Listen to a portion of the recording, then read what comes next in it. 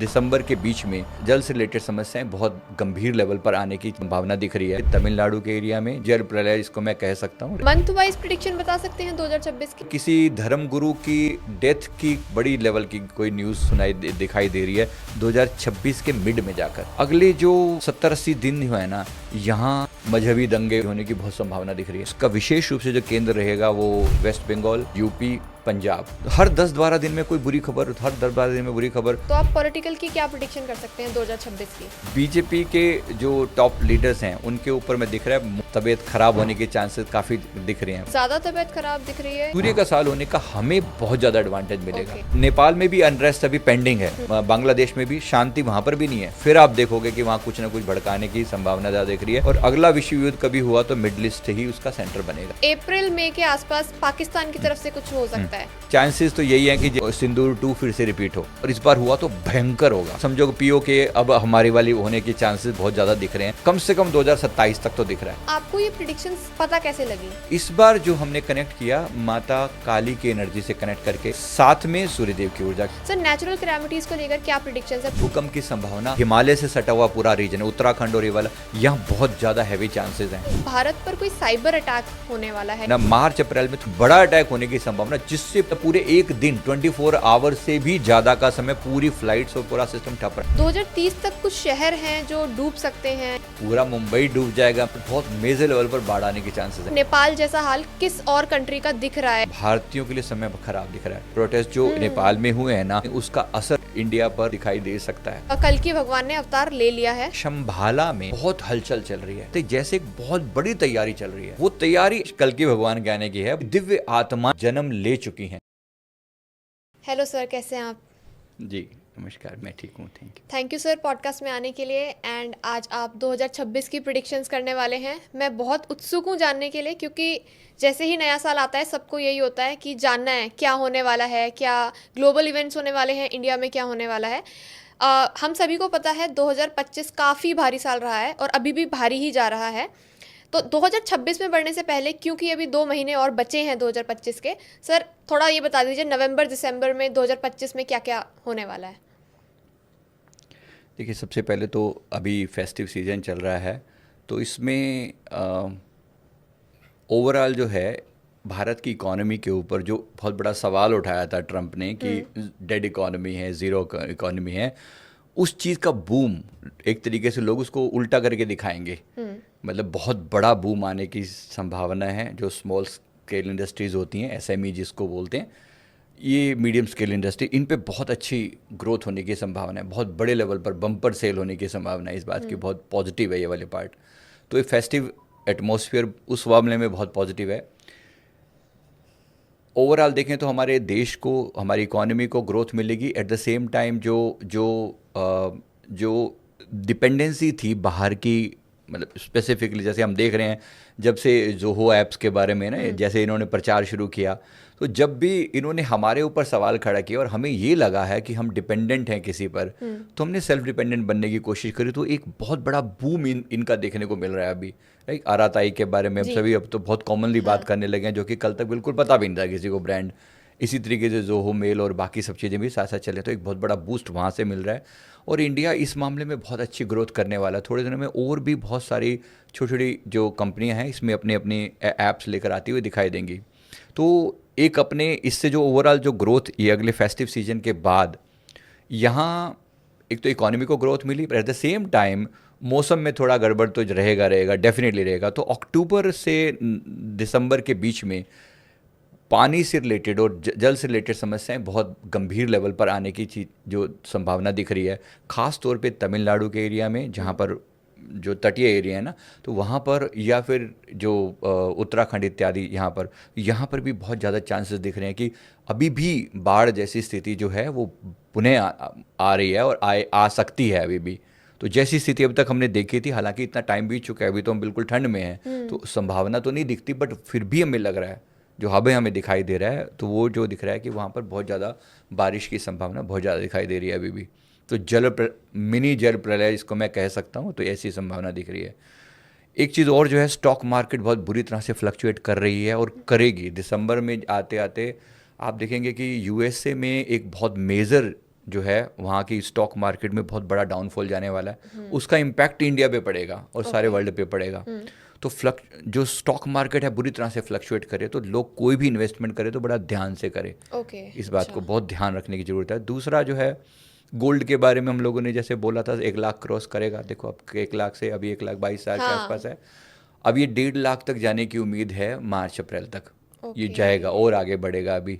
Similarly जिसके साथ जो चांदी है वो भी सेम बूम पे उसका जाने भी की, सर प्राइस बहुत ज़्यादा तेज़ी से बढ़ रहा है। बिल्कुल एक्सट्रीम लेवल पर जाएंगे दोनों सोने। देखो लोगों को ना स्टेबिलिटी दिख रही है, जब बाहर की स्थिति इतनी ख़राब दिखती है ना, तो कहीं ना कहीं लोग एक होप ढूंढ रहे होते हैं। अब ये एक ऐसी चीज़ है कि जब डॉलर फ्लक्चुएट करेगा, हमने डी डॉलराइजेशन एक वर्ड यूज़ किया था लास्ट टाइम, मतलब डॉलर पे लोग अपनी डिपेंडेंसी ख़त्म करेंगे, और वो होती हुई दिखाई दे रही है। और जैसे ही डॉलर पे डिपेंडेंसी खत्म होगी तो लोग अपनी इंडियन रुपीज़ में या अपनी लोकल करेंसी में व्यापार करना शुरू करेंगे।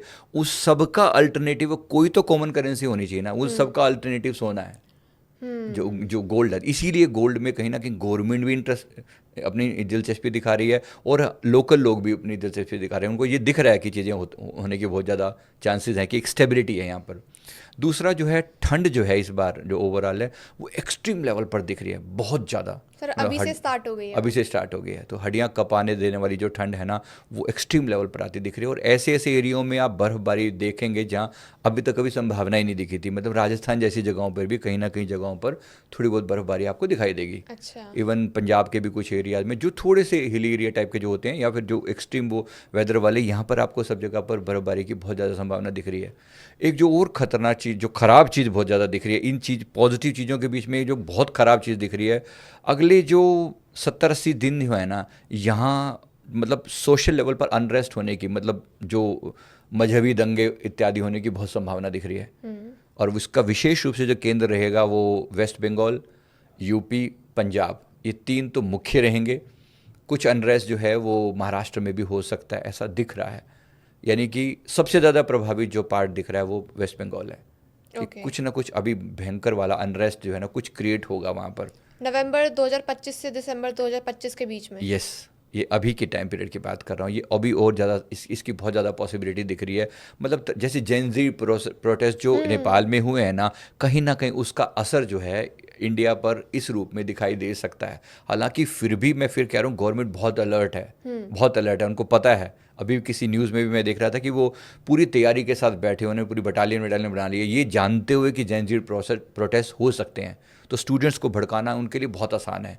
जो डीप स्टेट है अमेरिका का, बहुत डीपली मतलब एक्टिवेटेड है।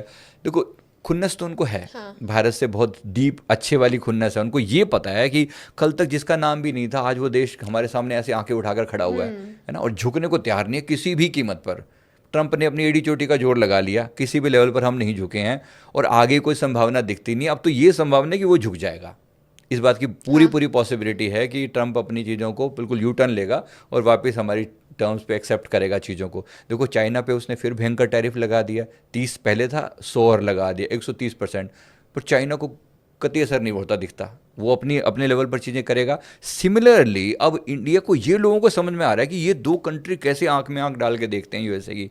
ओवरऑल जो ये सीन क्रिएट हो रहा है ना, ये हमारे जो हमने एक वर्ड यूज़ किया था पहले, हमने कहा था कि टोटल जो जो जो जो हिरार्की है वो चेंज होगी, वर्ल्ड की हिरार्की है वो चेंज होगी। तो जो अपने आप को अभी तक नंबर 1 पे बैठ के देख रहा था अमेरिका, वो that will no more be number 1। उसके अलावा जो है, जैसे इंडिया अभी तक नंबर 3 या 4 पर दिखाई देता है इकोनॉमिकली या डिफेंस सेक्टर में, यहाँ पर हम अपने नंबर 1 और नंबर 2 की तरफ, एटलीस्ट नंबर 3, 2 और 1 की तरफ जाते हुए दिखाई दे रहे हैं। तो एक बहुत पॉजिटिव बूम है डिफेंस सेक्टर में। तो इतना ज़बरदस्त बूम दिख रहा है ना, अगले 5 से 6 सालों में लगभग 10 गुना इम्प्रूवमेंट की चांसेस दिख रहे हैं, 10 गुना। यानी जो ब्रह्मोस जो हमने बनाई, सारी दुनिया में लाइन लगी पड़ी है खरीदारों की। ओवरऑल भारत देश के लिए बहुत पॉजिटिव है ना। इकोनॉमी जब एक तरीके, आज तक अमेरिका जो है सिर्फ अपने हथियार बेच के तो खा रहा है, हाँ। नंबर 1 जो इकोनॉमी बना पड़ा है। अब भारत का समय है, ये लोगों को ये दिख रहा है कि इतनी इकोनॉमिकल मतलब प्राइस में उन्हें इतनी पावरफुल चीज़ मिल रही है। ब्रह्मोस की पावर लोग देख चुके हैं, सिंदूर ने हमें बहुत कुछ सिखा दिया। लेकिन अब एक और जो पॉसिबिलिटी दिख रही है, वो सिंदूर 2 होने की संभावना बहुत जल्दी दिखाई दे रही है। 2025 में 2025 में तो नहीं, लेकिन 2026 के अप्रैल मई तक आते आते हो सकता है, उसके आसपास में, मतलब अप्रैल मई के आसपास में सिंदूर 2 की बहुत ज़्यादा संभावना दिख रही है। कहीं ना कहीं ये पाकिस्तान फिर कुछ गड़बड़ी करेगा। और इस बार चांसेस हैं कि या तो इसका ज़्यादा चांसेस तो खैर अभी भी वही जम्मू कश्मीर के हैं, लेकिन चांसेस हैं कि ये जो पंगा है, ये जो इनके साथ जो लड़ाई है वो गुजरात साइड से भी हो सके। जो सर क्रीक करके जो जगह है, उस सर क्रीक वाली जगह पर पॉसिबिलिटी है, वहाँ पर भी हमारे रक्षा मंत्री जी ने भी इसके ऊपर हिंट दिया है कि जरा पाकिस्तान सावधान रहे, ऐसा ना हो कि भूगोल से नाम ही मिट जाए। मतलब ये सुनने में आया ना, तो वो चीज़ की पॉसिबिलिटी बहुत ज़्यादा दिख रही है, ग्राउंड लेवल पर भी है वो। यानी एक तो हम प्रेडिक्शन की बात कर रहे हैं, जो हमें अब एंजेलिक लेवल पर दिखाई देता है वो बता रहे हैं, पर ग्राउंड लेवल पर भी उसमें बहुत ठोस रियलिटी दिखाई पड़ रही है। तो चांसेस हैं इस बात के। दूसरा, पॉल्यूशन एक्सट्रीम लेवल पर जाने वाला है अभी दिल्ली और एनसीआर और बाकी जगह पर भी, क्योंकि ठंड बहुत ज़्यादा पड़ेगी तो एकदम वेदर की हालत बहुत ख़राब होगी। तो वो सब लोग अपना सावधान रहें। मैं निवेदन करूंगा हमें आपके सभी दर्शकों से कि अपने आप को ज़रा बचा के रखें, और विशेष रूप से अपना भी और अपने बुजुर्गों का, बच्चों का, लेडीज़ का विशेष रूप से ख्याल रखें, जो ज़्यादा सेंसिटिव होते हैं इस मामले में, है ना। तो ये एक मेजर चीज़ है जो हमें दिख रही है। बाकी 2026 के बारे में जो एक मेजर बात जो आगे है कि 26 एक होप का साल है। ओके 2026 में बहुत अच्छी पॉजिटिव होप दिख रही है। सन का साल है ना, 202 और 6 को जोड़ा 10 बना, 2 + 2 + 6 है, 10 बना। तो 10 को जब जोड़ते हैं तो फिर 1 बनता है। 1 जो है वो सूर्य का साल है। अब सूर्य किस चीज़ के प्रतीक हैं? सारे ग्रहों का सेंटर पॉइंट है, सारे ग्रह उनके आसपास घूमते हैं, मतलब नेतृत्व का प्रतीक है, पावर का प्रतीक है। तो सन इस साल के अंदर 2026 में आप ऐसे ऐसे लोगों को फ्रंट पे आते हुए देखोगे जो अभी तक स्ट्रगलिंग मोड में थे, सडनली राइज करेंगे लोग। ओके और ये बहुत पॉजिटिव होने वाला तो है। ये होप दिख गई है ये होप दिख रही है, बहुत पॉजिटिव होप दिख रही है।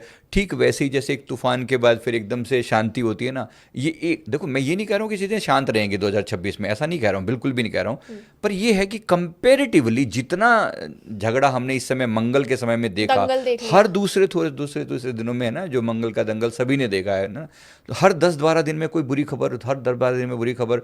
देखो मौसम के लेवल पर तो जरूर रहेगा, ये तो अभी भी इसमें कोई ना नहीं किया जा रहा है, लेकिन पॉजिटिविटी भी बहुत दिखाई पड़ेगी। इस सेंस में पॉजिटिव होगा कि लोगों की राइज का समय है। तो जो लोग भी अब तक अपने आप को, जो सपने देख रहे थे, जो ड्रीम में थे, जो मन के अंदर, जैसे कोई अपना बिजनेस सेटअप करना चाह रहा था, कोई नया वेंचर सेटअप करना चाह रहा था, तो एक नंबर आ गया। अब एक नंबर न्यू बिगिनिंग का समय है। यानी अब तक जो 0 से 9 तक की यात्रा हमने करी, 9 के बाद फिर 10, यानी कि अब नया, पुराना टूटेगा और नया बनेगा। अब ये पुराना टूटने का और नया बनने का जो सिलसिला है हर लेवल पर घटित होगा। इसको कहूँ स्पिरिचुअल लेवल पर, यस, लोगों में अवेकनिंग होगी, लोग ज़्यादा स्पिरिचुअलिटी की तरफ मुड़ेंगे। अभी भी तो आप देखो ना, स्पिरिचुअलिटी में कितना चेंज दिखा है।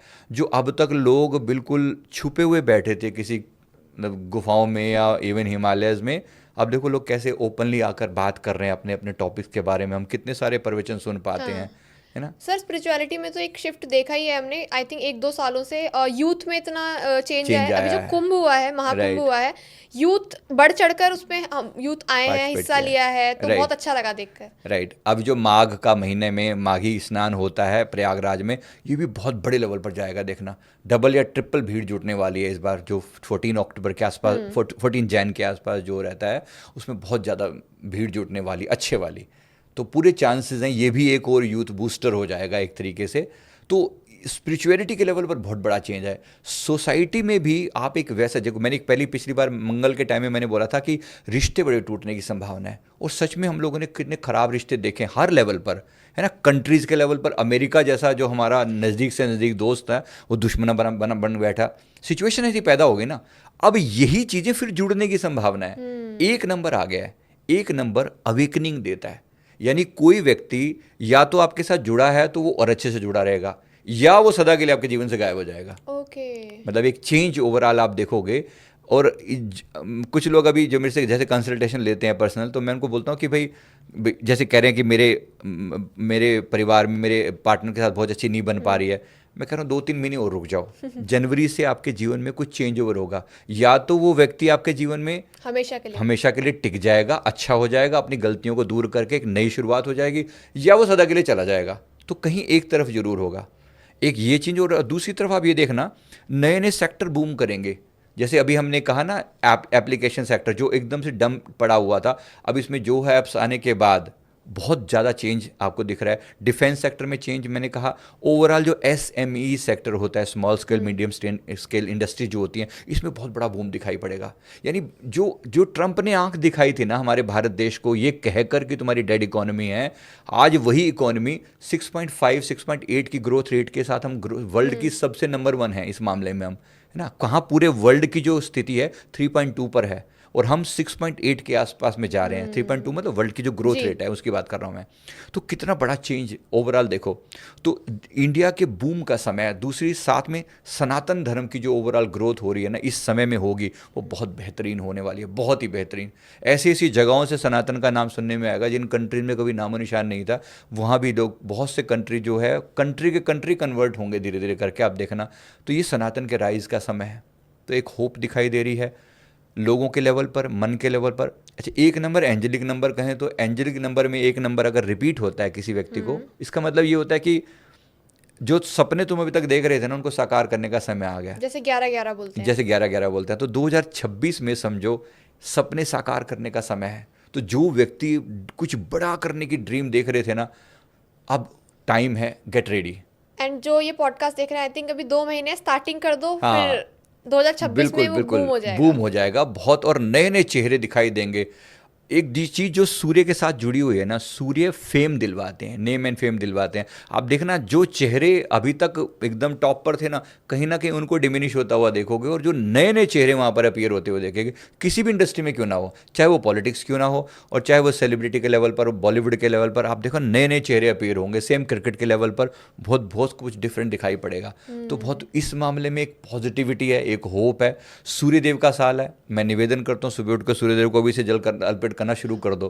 हमारी परंपरा में वैसे तो शुरू से ही है, पर अभी एक बार फिर गोल्डन चांस है। अब तो टाइम ही उनका हाँ। है ना। अगर करोगे तो ग्रोथ पाओगे। नेम एंड फेम चाहिए ना, है ना। तो हाँ, सबको चाहिए। तो सुबह उठ के सूर्यदेव को जल अर्पण करना, और साथ ही एट द सेम टाइम सूर्य गायत्री मंत्र के चैंटिंग के लिए सबको बोला जा रहा है, प्लीज स्टार्ट करें। बेहतरीन समय है भीतर मुड़ने का सूर्यदेव के सामने। अगर हमने उनकी ब्लेसिंग को पाया तो ग्रोथ बहुत अच्छी होने वाली है, बहुत स्ट्रांग होने वाली है। ओके सर, जैसे आपने 2026 की प्रेडिक्शन आपने स्टार्ट कर दी है बतानी। सर पॉलिटिकल अगर हम उसमें देखें तो आप पॉलिटिकल की क्या प्रेडिक्शन कर सकते हैं 2026 की? 26 में एक चीज़ तो है कि देखो, मोदी जी के ऊपर बहुत सारे लोग क्वेश्चन कर रहे हैं कि अब आप 75 के हो गए हो, चले जाओ। ये सवाल विपक्ष तो चालू रखेगा। मोदी जी सेंसिटिव भी बहुत हैं इस मामले में, पर ये पक्का है कि अभी दूर दूर तक वो अनस्टॉपेबल हैं। कोई उनके सामने ना स्टैंड कर पाया है ना कर पाएगा। अभी 2026 तक तो बिल्कुल भी नहीं। 27 में भी ऐसा तो नहीं दिख रहा। 27 के मिड में जाकर हो सकता है चीज़ें डिफरेंट हों। मतलब ये हो सकता है कि सत्ता ट्रांसफर को अपनी पावर दें, इस बात की चांसेस बहुत ज़्यादा दिख रहे हैं। पर 26 में तो ही इज़ अनस्टॉपेबल। अभी तो उनका समय है। अभी तो समझो कि वो अपनी पूरी पावर के साथ जमे हुए हैं, और जो विरोधी भारत का विरोध करेगा वो बुरी तरह से उसका चकनाचूर कर दिया जाएगा। ये बहुत ज़्यादा ऐसा दिख रहा है बाहर के लेवल पर भी और अंदर के लेवल पर भी। मैंने अभी कहा कि अंदर के लेवल पर अनरेस्ट बहुत दिख रहा है। जैसे लेह लद्दाख में इतने झगड़े करवाने की कोशिश की गई, अभी बरेली में भी बहुत सारा असला पकड़ा गया है, बहुत सारा बारूद वगैरह पकड़ा गया। अगर फैल जाता पूरे देश में तो क्या हालत होती, है ना। तो वो दबाने, क्योंकि गवर्नमेंट स्ट्रांग है, पावरफुल है, तो उसको सप्रेस करने के, और फिर हम उसको हटा पा रहे हैं उस नेगेटिव चीज़ों को। आने वाले समय में भी ये दिख रहा है कि अगर कोई भारत में भी विरोध करेगा, सोनम वांगचुक जैसा, मतलब उसको भी अच्छे से हिसाब किताब उसका किया जाएगा। जो हमारे योगी जी वर्ड यूज़ करें डेंटिंग पेंटिंग, तो वो डेंटिंग पेंटिंग होने की पूरी संभावना है। तो बड़े सावधान रहना ज़रा। जो लोग भारत के अगेंस्ट अंदर बैठ के या बाहर से अटैक करने की या और तरीके से अनरेस्ट फैलाने की जो पॉसिबिलिटी लिए बैठे हैं, उपद्रवी जिनको कहते हैं ना, तो अब ध्यान रखना, डेंटिंग पेंटिंग हो सकती है। अभी तक तो संभावना ये है कि वो, अभी तक तो वो उत्तर प्रदेश के ही सीएम है, और आगे पर अगर सेंटर में आ गए तो फिर देख लेना, फिर तो अपना हिसाब किताब सभी कर लेना ज़रा अच्छे से। ये जरूरी बहुत है लोगों को समझाना। तो आगे भी दिख तो रहा है कि ऐसी समस्याएं तो बहुत दिख रही हैं, बट स्ट्रांग है गवर्नमेंट तो कंट्रोल कर लेगी, इस बात की भी पॉसिबिलिटी है। पर लोगों के लिए जागरूकता भी बहुत जरूरी है। और जो मतलब मोदी जी के लेवल पर तो किसी तरह की कोई वो प्रॉब्लम ऐसी तो नहीं दिख रही, पर ये जरूर है कि चैलेंजेस हर तरफ बरकरार रहेंगे। विपक्ष कभी भी शांत नहीं बैठेगा। ये पूरी तरह से बाहर से फंडिंग हो रही है, तो ये कुछ ना कुछ गड़बड़ लगी रहेगी। विपक्ष नए नए मुद्दे लेकर आएगा, बेरोजगारी का मुद्दा हमेशा उठा रहेगा, बट फिर भी जो संभावना दिख रही है कि हम इस मामले में हम अनस्टॉपेबल हैं, और नए नए सेक्टरों में नए नए कंट्रीज़ के साथ हमारा कोलैबोरेशन हो रहा है। फ्री ट्रेड एग्रीमेंट देखिए अभी यूरोप के साथ होने की बहुत संभावना बन रही है, होगा, मुझे दिख रहा है। अगर FTA साइन हो जाता है तो इतना ग्रोथ होगा जो अभी तक ट्रंप जी ने सोचा भी नहीं होगा सपने में। मतलब जो अब तक ये सोच के बैठे होते ना कि हमने एक बार यूं किया तो भारत जो है ना घुटनों पर आ जाएगा, ये अमेरिका को घुटनों पर ना ले आए तो फिर हम भारत नहीं, लिटरली ये होता हुआ दिखाई दे रहा है। और यूरोप की हालत ख़राब है, यूरोप की इकोनॉमी की ग्रोथ बहुत डाउन जा रही है, 0.9% के आसपास अभी वो किया गया है एस्टिमेशन। इसकी संभावना और डाउन होने की है। यूरोप खुद अपने ही संकट से जूझ रहा है। देखो, तेल रशिया से आ रहा है, इंडिया में आकर रिफाइंड होकर यूरोप को ही जा रहा है ना। मज़ेदार बात, कमीशन कौन खा रहा है, खा कौन रहा है, ये इंडिया ही खा रहा है। ये हमारे भारत देश की ये स्ट्रैटेजिकली जो हमने पोजीशन बनाई है ना, ये बेहतरीन है। लोगों को भारत में एक होप दिखाई दे रही है। तो एक तो सूर्य का साल है, हम सूर्यवंशी कहते हैं अपने आप को, हमारा भारत देश सूर्यवंशी कहते हैं ना हम लोग अपने आप को, सूर्य का ही साल है। तो सूर्य का साल होने का हमें बहुत ज़्यादा एडवांटेज मिलेगा। तो हमारी जो ग्रोथ है वो बूम करेगी ओवरऑल। बहुत इस मामले में हमें बहुत अच्छी ग्रोथ दिखाई पड़ रही है। तो आप कह रहे हैं ओवरऑल इंडिया के लिए 2026 बहुत अच्छा रहने बहुत वाला है। बेहतरीन है। ये सही बात है कि देखो, मौसम तंग करेगा, ये सच है, मौसम परेशान करेगा, अड़ोसी पड़ोसी भी तंग करते रहेंगे। ये नहीं कह रहा हूँ कि पाकिस्तान को शांत होकर बैठा रहेगा, या अफगानिस्तान के तो फिर भी हमारे रिश्ते बेहतरीन हैं। ये मतलब इन नेपाल में भी अनरेस्ट अभी पेंडिंग है। अभी ये मत समझिए वहाँ शांति हुई है, बिल्कुल भी नहीं हुई है वहाँ पर शांति। सेम जो है अभी बांग्लादेश में भी शांति वहाँ पर भी नहीं है। फिर आप देखोगे कि वहाँ कुछ ना कुछ भड़काने की संभावना ज़्यादा दिख रही है। इसके अलावा जो मिडिल अमेरिकन कंट्रीज़ हैं, जो लोअर अमेरिका वाला जो पार्ट है, वहाँ पर भी, लैटिन अमेरिका जिसको कहते हैं, वहाँ पर भी अनरेस्ट होने की बहुत संभावना दिख रही है। अभी तो शांत पड़ा हुआ है। और मिडिल ईस्ट जो एरिया है, मिडिल ईस्ट में तो हमेशा अशांति बनी ही रहेगी। ये कितना भी ट्रम्प कह ले कि मैंने शांति करवा दी है, वहाँ पर कभी शांति नहीं होनी, वहाँ पे बना ही रहेगा। और अगला विश्व युद्ध कभी हुआ तो मिडल ईस्ट ही उसका सेंटर बनेगा दोबारा से। तो इस बात की जो चांसेस दिख रहे हैं, चाइना फिर से कोई गलवान जैसी हरकत करेगा। कितना हम हिंदी चीनी भाई भाई कर लें, वो कभी भाई भाई नहीं हो सकते। उनका एक ही चीज़ पर फोकस है, अपने आप को एक्सपेंड कैसे करो। और भारत इस मामले में अब मुंह तोड़ जवाब देने के मूड में है, और दिया भी है अब तक। अब अगर होगा चाइना ने, क्योंकि चांसेस दिख रहे हैं कि गलवान जैसी हरकत फिर करेगा वो जो पहले की थी, और उसको मुंह की पड़ने वाली है, ये इस बात की बहुत ज़्यादा चांसेस दिख रहे हैं।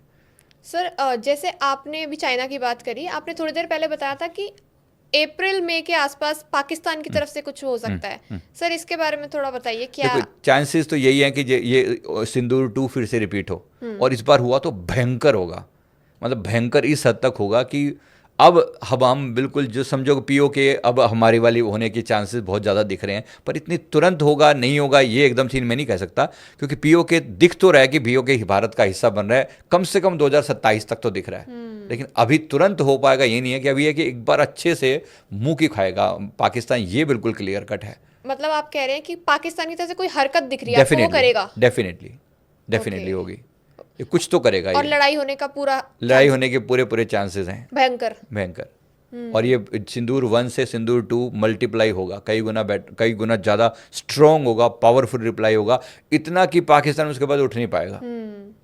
जो बात यूज़ करे, देखो हमारे रक्षा मंत्री ने स्पेशली बोला है कि भूगोल से नाम तक मिट जाएगा तुम्हारा। इसका मतलब वो जानते हैं, इतनी तैयारी तो है ना। ये केवल हम प्रेडिक्शन के लेवल पर बात नहीं कर रहे हैं। अगर मैं कहूँ कि हाँ कॉन्क्रीट इन्फॉर्मेशन है, ये तो स्टेटमेंट है, ऑन न्यूज़ अवेलेबल है, तो उस बात की भी संभावना दिख रही है कि ये पंगा लेगा और बहुत बुरी तरह से मुंह के खाएगा। शांत तो नहीं बैठने वाला है कभी भी। ओके। तो सर, जैसे अभी आपने मई अप्रैल की बात करिए, आप मंथ वाइज प्रिडिक्शन बता सकते हैं 2026 की? देखो, मंथ वाइज मैंने जनवरी फरवरी का तो बताया ये वाला। अभी तो शेयर मार्केट की फ्लक्चुएशन की विशेष रूप से मैंने बोला है, बाकी जगह पर तो, और मतलब बाकी जो मेन पॉइंट, जिस पॉइंट को मैं जोर दे रहा हूँ वो ज़्यादा तो शेयर मार्केट के ऊपर अभी है कि बहुत ज़्यादा हैवी फ्लक्चुएशंस हैं। मौसम एक्सट्रीम वेदर जो है ना, वो भी, जैसे आप एक्सट्रीम की बात करें तो क्या एक्सट्रीम गर्मी पड़ने वाली है या किस नहीं? तरीके अभी से? तो एक्सट्रीम ठंड की बात कर रहा हूँ मैं, एक्सट्रीम ठंड की बात करी है। और साथ में जो तटीय एरिया हैं खास तौर पे, वहाँ पर एक्सट्रीम लेवल की बारिश या बाढ़ की संभावना, तो वो अपनी जगह पर दिख रही है। और आगे चल के अगर मैं मार्च अप्रैल का मैंने कहा ही है, जो मेजर फोकस रहेगा, देखो अनरेस्ट सदा बना रहेगा इस मामले में। ये जो जेन जी की बात मैंने करी ना, ये जेन जी वाला काम मुझे मार्च अप्रैल में और ज़्यादा दिख रहा है कि ये भड़काने की तैयारी जो है ना, तो ये झगड़ों का जो केंद्र रहेगा वो वेस्ट बंगाल और पंजाब और यूपी, ये मेजर ये वाले एरिया रहेंगे। लेकिन जो भी अंदर से या बाहर से भारत की तरफ आंख उठा कर देखेगा, इन सब की को अच्छे से सबक सिखाया जाएगा, इस बात की पूरी पूरी पॉसिबिलिटी दिख रही है। जून जुलाई में इस बार जो होगा, जो आने वाले जून 2026 की बात कर रहा हूँ, वहाँ पे भी वेदर की एक्सट्रीम लेवल दिखाई देगा। क्योंकि एक जो चीज़ इस बार डिफरेंट होगी, सन फ्लेयर जो होते हैं, सूर्य की लाइट की वजह से, जो तेज रोशनी की वजह से, जो ग्लेशियर पिघलने के कारण, और सन फ्लेयर का मतलब सूर्य से निकलने वाले जो ज्वालामुखी वहाँ पर फूटते हैं, उनका जो असर धरती के ऊपर पड़ता है वो बहुत एक्सट्रीम रहेगा। तो गर्मी फिर से बहुत एक्सट्रीम लेवल की और फिर से एक्सट्रीम लेवल की बारिश की संभावना 2026 में दिखाई दे रही है। और फिर किसी धर्मगुरु की डेथ की बड़ी लेवल की कोई न्यूज़ दिखाई दे रही है 2026 के मिड में जाकर, किसी बड़े धर्मगुरु के लेवल पर। भगवान ना करे कुछ ऐसा हो, बट मेरी तो निवेदन है, लेकिन ऐसा कुछ दिख रहा है कि कोई बड़ी सी घटना अप्रिय सी दिखाई देगी शायद, ऐसा कुछ। ओके सर, आपने इतनी बहुत ज़्यादा प्रिडिक्शंस करी हैं, बहुत अच्छे से एक्सप्लेन कर करी हैं, डिटेल में समझाया है। सर मैं आपसे पहले यही पूछना चाहती हूँ, आपको ये प्रिडिक्शंस पता कैसे लगी? देखो इसमें क्या है ना, हम लोग मैं कोई जो प्रेडिक्शन करता हूँ ये नॉर्मली साइकिक लेवल पर होती हैं। इसको हम अपनी भाषा में प्रीकॉग्निशन वर्ड यूज़ करते हैं। प्रीकॉग्निशन का मतलब भविष्य की होने वाली घटनाओं को पहले देख पाना। इसके लिए थर्ड आई की पावर का इस्तेमाल किया जाता है। और मैं ये नहीं कह रहा हूँ कि मेरे पास कुछ एक्स्ट्रा पावर है, बट हाँ इसको डिवेल्प किया है over a period of time. हमारी एक टीम है जहाँ पर हम टोटल 7 मेंबर हैं। तो जितने भी मेंबर अवेलेबल होते हैं मिल के बैठ के फ्यूचर के लिए प्रार्थना करते हैं। हम एंजल से प्रार्थना करते हैं कि आप हमें इसके बारे में जो भी विजन आपको लगता है वो दिखाएं। तो इस बार जो हमने कनेक्ट किया, माता काली की एनर्जी से कनेक्ट करके ये प्रेडिक्शन निकाली हैं, जो उन्होंने हमें जितना दिखाया, जो पॉसिबिलिटी दिखाई। और साथ में सूर्यदेव की ऊर्जा, क्योंकि सूर्यदेव का साल शुरू हो रहा है, तो इसलिए इन दोनों की ऊर्जा से हमने कनेक्ट किया। तो जो वहाँ से इन्फॉर्मेशन आती है, जितना दिखाया जाता है, वो हम आपके सामने। सर आपको क्या माता काली विजन्स दिखाती हैं इन प्रिडिक्शंस के? लाइक कि ऐसा होने वाला है? यस, विजन्स आती हैं। तो अब अलग अलग 2-3 लोग हम, जैसे मैंने कहा 3 से 4 लोग हम बैठते हैं, तो कुछ पॉसिबिलिटी सामने दिखती हैं, कुछ सामने सीन नज़र आता है, फिर उसको मैप करके देखते हैं, लिखित में बनाते हैं कि ये दिख रहा है, इसका अर्थ क्या क्या हो रहा है। क्योंकि चीज़ें दिखती हैं ऐसे करके, ये घटना ऐसे घटने वाले की इस बात की संभावना दिख रही है, लड़ाई दिखाई दे रही है, झगड़ा दिखाई दे रहा है, ऐसे करके।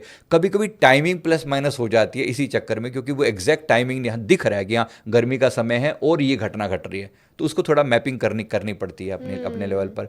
मैं ये कहना चाह रहा हूँ कि सब लोग कनेक्ट हो सकते हैं अपने देवी देवताओं से। जो पहले कभी बातें थी, ऐसा नहीं कि हमारे पास कुछ स्पेशल पावर है, पर ये जरूर है कि हम कंसंट्रेशन के साथ प्रार्थना जरूर करते हैं। आपकी हाई कंसंट्रेशन? हाँ, बट डेली रात के लगभग 11-11 बजे हम रात को बैठते हैं और डेली प्रेयर करते हैं कि हमें जो भी फ्यूचर विजन है वो दिखाई जाए। कभी कभी तो उसी टाइम आ जाती हैं, कभी कभी ड्रीम्स के थ्रू आ जाती हैं। तो फिर हम सुबह उसको लिख के कंसिडर करते हैं। सर कोई पर्टिकुलर रीजन होता है कि रात को ही बैठकर करना है तो ज़्यादा जल्दी? बस मन की शांति की बात है, ऐसा नहीं है कि रात का ही समय, बल्कि सुबह अर्ली मॉर्निंग और ज़्यादा अच्छी होती हैं चीज़ें।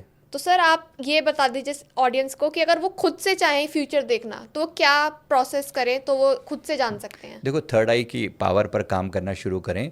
अगर आपको सच में थर्ड आई से पहले आप अपने नीचे के चक्रों को जरूर डेवलप करें, क्योंकि सीधे सीधे थर्ड आई पर काम करना डेंजरस हो जाता है कभी कभी। बता दें आपको अच्छे से, हमारी यूट्यूब चैनल पर एक पूरा वीडियो दिया हुआ है 7 चक्र एक्टिवेशन कैसे करें। तो सभी चक्रों पर थोड़ा थोड़ा ध्यान लगा के 3-3 मिनट के लिए लम वम रम यम हम जो बीज मंत्र हैं उनकी चैंटिंग कर सकते हैं, ये बेसिक है। और उसके बाद थर्ड आई के ऊपर आप कुछ एक्सरसाइज जरूर करें। थर्ड आई की 2-3 चीज़ें मैं अगर जानना ही चाहते तो मैं बता देता हूँ। देखो, एक सिंपल तरीका होता है थर्ड आई, ब्रीदिंग थ्रू थर्ड आई। एक टेक्निक है, इसका नाम है ब्रीदिंग थ्रू थर्ड आई। यानी ऐसा फील करना कि जहाँ पर एक आंख है और वो आंख श्वास ले रही है, आप ऐसा कोशिश करके देखें, ब्रीदिंग थ्रू थर्ड आई। समय के राह, जैसे जैसे थर्ड आई के ऊपर जो टॉक्सिन्स जमा पड़े हैं, जैसे वो क्लीन होते चले जाएंगे, थोड़े समय के अंदर आपको यहाँ पर विजन आनी शुरू हो जाएंगी। यहाँ पर एक हल्का सा काली चादर सी दिखाई पड़ती है, वो क्रॉस होते ही कुछ विजन दिखाई पड़ती है। पर वो क्रॉस करना सबके बस का खेल नहीं है। मतलब समझो वो समय की चादर है, उस समय की चादर को क्रॉस करवाने के लिए, अब देखो माँ काली क्या है, माँ काली स्वयं काल चक्र को चलाने वाली हैं। सिर्फ आपको बात को समझाने के लिए कह रहा हूँ। तो काल चक्र का मतलब है समय का चक्र, जो आगे होने वाली चीज़ें हैं। तो इस पर्दे को हटाया जाता है, इस काले पर्दे को हटाने के बाद जो सामने दिखता है वो विजन्स आती हैं। तो ऐसे ही मेरे परमहंस सदगुरु जी, वो उनकी कृपा से और इन देवी देवताओं से जिनको भी हम इन्वाइट करते हैं, प्रार्थना करते हैं, ये विजन्स दिखाते हैं। तो ये पॉसिबिलिटी सबके लिए है। हर व्यक्ति थोड़ा सा प्रयास करे, प्रार्थना करे, तो चाहो ग्लोबल लेवल पर ना सी पहले अपने इंडिविजुअल लेवल पर ही आ जाए प्रेडिक्शन। वही बड़ी बात है कि मुझे ये पता चल जाए कि मेरे साथ आगे क्या होने वाला है। कुछ Right. आभास आने कुछ आभास आने लग जाता है। तो एटलीस्ट इंट्यूशन पावर डेवलप होगी, समय रहते वो प्रीकॉग्निशन की पावर में कन्वर्ट हो जाती है, जिसे हम भविष्य देखना बोलते हैं। ठीक है सर, काफ़ी सही टेक्निक बता दी है, मैं भी ट्राई करके देखूंगी ज़रूर। सर अभी दिवाली भी आने वाली है, मैं कुछ आपसे दिवाली के सवाल पूछना चाहती हूँ। सर दिवाली से एक दिन पहले काली चौदस मनाई जाती है, सर क्या इम्पोर्टेंस है इस दिन की? देखो, दिवाली की ओवरऑल 3 दिनों की जो यात्रा है, ये अंधकार से प्रकाश की यात्रा है। तमसो मां ज्योतिर्गमय, ये बेस है, इसका फाउंडेशन है। हमारी आत्मा ने कभी भी अंधकार को स्वीकार नहीं किया। बेशक आज हमें लगता है कि हम अंधकार में हैं, हमारी पूरी पृथ्वी ही एक तरीके से स्पिरिचुअल डार्कनेस में है। तो प्रत्येक टाइम, हर बार जब दिवाली मनाई जा रही है या इवन कोई अन्य फेस्टिवल भी मनाया जा रहा है, दिवाली विशेष रूप से, क्योंकि दिवाली एकदम उस पीक पर आती है, तो अंधकार एकदम डीप डार्कनेस है। अमावस्या की रात होती है दिवाली की, है ना, और फिर उसमें हम दिए जला रहे हैं। अब ये जो 3 दिन का जो फेस्टिवल है, ओवरऑल ये तीनों के लेवल पे क्लींजिंग का फेस्टिवल है। अगर मैं बात करूं धनतेरस की, है ना, 13, 14 और 15 को हम दिवाली बोल देते हैं ना, तो 13 यानी कि धनतेरस। तो धनतेरस में शरीर शुद्धि यानी फिजिकल लेवल पर, और धन के जो देवता हैं जिनकी बात की, धन्वंतरी जी शरीर के देवता हैं, आरोग्य के देवता हैं, बीमारियां ठीक करने वाले देव हैं। जब समुद्र मंथन हुआ तो यही देव जो हाथ में अमृत कलश लेकर प्रकट हुए थे, श्री विष्णु जी का ही एक अवतार है ना। तो ये जो धन्वंतरी जी हैं, तो पहले दिन यानी कि तीन दिनों की यात्रा में पहले दिन धन्वंतरी जी की पूजा यानी शरीर शुद्धि, और साथ में धन की प्राप्ति, दोनों की जरूरत है। तो शरीर शुद्धि हो, धन की प्राप्ति हो। दूसरे दिन यानी काली चौदस, जिसको आप काली चौदस कह रहे हो, नरक चतुर्दशी भी जिसे कहते हैं, ये है मन के लेवल की शुद्धि। पहले शरीर शुद्धि, फिर मन शुद्धि, और मन के लेवल की शुद्धि और प्रोटेक्शन लेना। प्रोटेक्शन बहुत जरूरी है, क्योंकि एनर्जी लेवल पर प्रोटेक्शन की बात की जाती है, क्योंकि नेगेटिव शक्तियां अटैक बहुत करती हैं। तो दिवाली की रात विशेष रूप से नेगेटिव और पॉजिटिव शक्तियां प्रचंड होती हैं, क्योंकि अमावस्या है तो नेगेटिव शक्तियां भी प्रचंड होंगी। अब दिवाली की रात पे हो रही है, अगर मैं कहूं तो वो हो रही है स्पिरिचुअल अवेकनिंग। अगर मैं तीनों की बात करूं तो शरीर की लेवल की बात, फिर मन की लेवल की बात, और फिर आत्मा के लेवल की बात।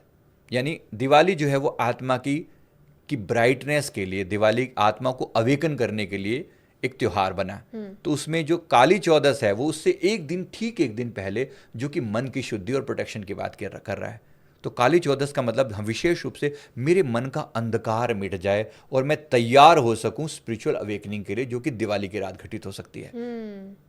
तो इसके लिए विशेष रूप से माँ काली की पूजा या भगवान कृष्ण की पूजा, दोनों पूजाएं उस दिन की जाती हैं। करने वाले उनकी भी करते हैं, उनकी भी करते हैं। शायद इसलिए भी माता काली को जोड़ा जाता है काली चौदस के दिन, क्योंकि माता काली भी अंधकार को मिटाने के लिए। बिल्कुल।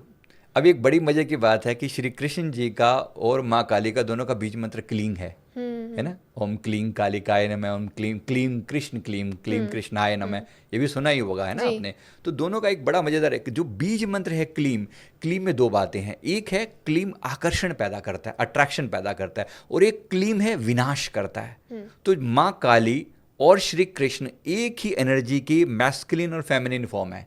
एक तरफ वो मातृत्व का रूप है, प्रेम और करुणा की देवी भी हैं माँ काली, और दूसरी तरफ वही काली भयंकर रूप भी ले लेती हैं जब उन्हें दुष्टों का संहार करना होता है ना। तो ये इसीलिए तो काली चौदस का मतलब ओवरऑल अगर देखा जाए तो मेरे भीतर का अंधकार मिट जाए और नेगेटिव शक्तियां जो मन पर डेरा डाले हुए थी उनको विनाश किया जाए। तो नेगेटिव शक्तियों में भय हो गया, काम, क्रोध, लोभ, मोह, अहंकार, ईर्ष्या, तृष्णा, इन सारी शक्तियों का नाश करने के लिए समझो काली चौदस मनाई जा रही है। सर इसीलिए काली चौदस के दिन दिया जलाया जाता है, एंड काजल भी लगाने का कोई एक रीजन होता है सर? काजल अगेन अवेकनिंग की बात हो रही है ना, आंखें खुल जाएं, अवेकनिंग के लेवल पे देखो। बाकी फिजिकली उसको कन्वर्ट जब करते हैं ना मैन्युअली, तो उसको बताने का ढंग बदल जाता है। तो काजल लगाने, बाकी तो क्या है, काजल कोई लगाए ना लगाए क्या फर्क पड़ रहा है, फर्क क्या पड़ रहा है। देखो एक तो यम, उसी को यम चतुर्दशी भी कहते हैं ना, तो यम के 4 दिए बनाया जाता है। कहा जाता है कि उस दिन जो है यमराज का द्वार खुला है और यम जो है आकर हमें एक संदेश देने के लिए आते हैं। लास्ट टाइम भी हमने यमराज जी की ऊर्जा से कनेक्ट किया था, तो यमराज जी की तरफ से बहुत कड़े संदेश भी आए थे कि जाग जाओ, जागने का समय है, इस समय को व्यर्थ ना गवाओ, क्योंकि वो काल है। यम का दूसरा नाम काल भी है ना, तो इसको समझना।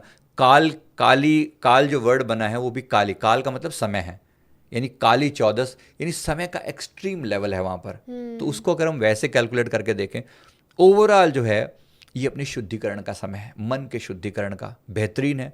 अगर कोई उस रात 4 मुंह वाला दिया जला के दक्षिण दिशा में रखे, एक तो पितरों को संतुष्टि मिले, दूसरा यमराज जी की ब्लेसिंग प्राप्त हो और अकाल मृत्यु से छुटकारा हो, है ना। ओम यमराज गायत्री मंत्र होता है, नेट पे देख लेना, बड़ा अच्छे से मिलेगा। लोग डर जाएंगे हाँ यमराज। हाँ नहीं डर अब देखो ये तो लोगों की बात है, आप उसी चीज़ को पॉजिटिव लो या नेगेटिव लो, अंत में ये तो है कि यमराज से सामना तो होना ही है। हाँ। तो प्यार से उनसे डील कर ली जाए तो ज़्यादा अच्छा है ना, पहले से ही एक सेटिंग बैठ जाए हाँ उनके सेटिंग साथ। बैठनी बहुत ज़रूरी है। तो मेरे ख्याल से यमराज एक बहुत, यमराज का ही दूसरा रूप धर्मराज का भी है ना। तो इसलिए आप धर्मराज के रूप में इनवाइट कर लो, एक ही बात है। अगर आपको मतलब उस चीज़ से डर लगता है तो मुझे लगता है यमराज एक बहुत पॉजिटिव, यम चतुर्दशी के नाम से माना जाता है, या नरक चतुर्दशी भी कहते हैं, क्योंकि नरकासुर का वध किया था श्री कृष्ण जी ने। सर ये बताएं थोड़ा सा। मतलब एक नरकासुर करके एक राक्षस था जिसने वो 16,108 रानियों को कब्जे में कर रखा था, स्त्रियों को, लड़कियों को अपने कब्जे में किया होता। तो श्री कृष्ण जी ने जाकर उनका वध किया, उनको मिटाया, उनका विनाश किया। तो उस दिन को नरक चतुर्दशी के नाम से श्री कृष्ण जी के नाम पर मनाया जाता है ना। तो ये जो, और वही 16,108 रानियां लास्ट में जब उन्होंने कहा कि हमारा तो कोई आपके सिवा कोई नहीं है, तो भगवान ने उन सबको अपनाया। अर्थ केवल इतना सा कि नरक का मतलब क्या है, अगर मैं इसको एज ए फिलॉसफी लूं या इसको एज ए फैक्ट लूं, दोनों ही बातों में इतिहास है, 100% इतिहास है, मैं इसे डिनाई नहीं कर रहा हूं। तो डेफिनेटली नरकासुर जैसे एक असुर को मारा है भगवान ने। पर मैं इसको अगर इसको स्पिरिचुअल लेवल पर लूं, तो हमारे अंदर भी तो एक नरक है ना, हमारे अंदर जो काम, क्रोध, लोभ, मोह, अहंकार भरा पड़ा है, उस नरक रूपी असुर जो हमारे अंदर है, उसका विनाश करने के लिए तो भगवान कृष्ण आएंगे ना, प्रकाश बनकर आएंगे। तो दिवाली मनाने से पहले अपने मन की क्लींजिंग हो रही है, बिल्कुल वैलिड है। तो धनतेरस पर शरीर शुद्धि, काली चौदस पर मन की शुद्धि, और दीपावली पर आत्म शुद्धि, इन 3 दिनों का ये कॉम्बिनेशन का त्योहार है। ओके ओके सर, एक अभ्यंग स्नान भी होता है, ये इसका क्या महत्व होता है? अभ्यंग माने ऑयल, अभ्यंग का जो सीधा अर्थ होता है, ऑयल में नॉर्मली सरसों का तेल या ऑलिव ऑयल यूज किया जाता है, या तिल का तेल या कोई और भी लगा लो, उससे फर्क नहीं पड़ता। मेन है शरीर को शुद्ध किया जाए, क्योंकि शरीर और मन आपस में बहुत डीपली कनेक्टेड है ना। तो शरीर को शुद्ध किया जा रहा है तो मन भी शुद्ध हो रहा है। ओवरऑल उद्देश्य क्या, आत्मा को शुद्धिकरण करना। तो शरीर और मन एक ही यूनिट है, जुड़े हुए हैं आपस में, बहुत डीपली कनेक्टेड हैं। अगर ये दोनों में से एक को भी शुद्ध कर लिया तो दूसरा शुद्ध हो जाएगा। अभ्यंग स्नान का मतलब है शरीर को अच्छे से रगड़ रगड़ कर तेल से पहले स्नान करना, बाद में उसको पानी से नहाना। तो उससे क्या है, शरीर के अंदर से जो आलस्य, मैल जो कूट कूट कर अंदर अंदर भरा पड़ा है, वो क्लीन होता है, उसके साथ साथ आलस्य निकल जाता है। और उसके साथ साथ सर, शरीर की शुद्धि के साथ साथ आत्मा की भी शुद्धि डेफिनेटली उसके बाद फिर आत्मा की शुद्धि है। पहले शरीर शुद्धि, मन शुद्धि, फिर आत्म शुद्धि। सो ये करना ही चाहिए सबको, डेफिनेटली करना चाहिए, क्योंकि बात दिवाली की हो रही है। अगर एक मौका मिला ही है दिवाली के पटाखे फोड़ने के लिए, थोड़ी है, हाँ वो भी फोड़ना मना नहीं है, लेकिन वास्तविक जो अर्थ है, अगर आप मेरे से पूछेंगे तो स्पिरिचुअल लेवल पर तो मैं यही बोलूंगा, शरीर शुद्धि, मन शुद्धि और आत्म शुद्धि, इन तीनों का कॉम्बिनेशन है दिवाली। सर दिवाली की जब हम बात करते हैं तो लक्ष्मी जी की पूजा होती है और कुबेर जी की पूजा होती है। सर इन्हीं दोनों की क्यों पूजा की जाती है, इसका क्या? देखो ओवरऑल जो है, अगर इसको मैं ऐसे कहूँ तो धन की जरूरत तो सबको है, इसमें तो कोई डाउट नहीं है ना। तो कुबेर जी कौन है? कुबेर जी उस खजाने के खजांची हैं, जो पृथ्वी पर जो बांटना है माता लक्ष्मी को, कुबेर जी उस खजाने के खजांची हैं। कुबेर जी एक यक्ष हैं, तो यक्ष कुबेर कहा जाता है। यक्ष का मतलब होता है जो एक, जैसे अलग अलग यक्ष, किन्नर, इस प्रकार से आपने सुने हैं ना, ये सारे जो ऐसे होते हैं। तो ये देव होते हैं, यक्ष होते हैं, कुबेर, किन्नर होते हैं। तो ये जो देव हैं, देवों का अपना एक डिपार्टमेंट है। कुबेर जो है इस खजाने के, पृथ्वी पर जो खजाना बांटा जाना है, समृद्धि का जो खजाना है, उसके जो इंचार्ज हैं वो कुबेर जी हैं। पर कुबेर जी के बारे में जो, इसलिए हम कुबेर जी की पूजा करते हैं और कुबेर जी वो धन बांटते हैं, पर कुबेर जी के बारे में कहा जाता है वो बड़े कंजूस हैं, ऐसा कहा जाता है। अच्छा। एक बात निकली हुई है, कहा जाता है कि वो कंजूस हैं, वो धन को उतने खुलकर नहीं बांटते, क्योंकि माँ अपने बच्चों को खूब देना चाहती हैं। तो कुबेर जी खजांची, और उसको डिस्ट्रीब्यूट करने वाले जो रखे उन्होंने अपने साथ, जो मुनीम रखे, जो हिसाब किताब रखे हैं, वो हैं गणपति जी। इसलिए माता लक्ष्मी जी अपने साथ गणपति जी को अपने पुत्र की तरह साथ रखती हैं कि तुम हिसाब किताब रखना और जो मैं कहूँ वो करना। कुबेर जी अपना पीछे खजांची बनकर बैठे रहते हैं खजाने के ऊपर। वो थोड़े से, मतलब ऐसा माना जाता है कि वो थोड़े हेल्दी से, स्ट्रॉन्ग से हैं, और वो खजाने को थोड़ा कंजूसी से डिस्ट्रीब्यूट करते हैं। गणपति जी बिल्कुल खुले दिल के, एकदम गणपति बप्पा अपने मूड में आकर पूरा सूर्य दुनिया को निहाल कर देते हैं। इसलिए इन तीनों की पूजा एक साथ होती है। साथ में होती है माता सरस्वती की पूजा, अगर ऐसा किया जाए। यानी कि जब भी ज्ञान और बुद्धि साथ साथ होएगी, है ना, ज्ञान की देवी होगी माता सरस्वती, बुद्धि के देवता गणपति जी, तो माता लक्ष्मी बीच में अपने आप आ जाएंगे। यानी ज्ञान और बुद्धि का सदुपयोग किया जाए तो धन तो पैदा होगा ही होगा। इसका अर्थ ये है। इस दिन आई थिंक इस दिन सरस्वती माता की, लक्ष्मी माता की और गणेश जी की पूजा साथ में की जाती जानी चाहिए, तभी ये बिल्कुल संयुक्त वो बैठेगा। यक्ष जी की ना भी करें ना, मतलब कुबेर जी की अगर ना भी करो तो भी उनको खजाना देना ही पड़ेगा, क्योंकि मुनीम जो बैठे हुए हैं वो गणपति जी बैठे हुए हैं। तो इसलिए ये कॉम्बिनेशन बेहतरीन है। बहुत तो नहीं भी करते, लेकिन फिर भी एक यक्ष कुबेर लक्ष्मी मंत्र है, कुबेर अष्ट लक्ष्मी मंत्र, नेट पे देख लेना, बेहतरीन मंत्र है, गजब का काम करेगा। इस दिन पढ़ना चाहिए, बिल्कुल जरूर पढ़ना चाहिए।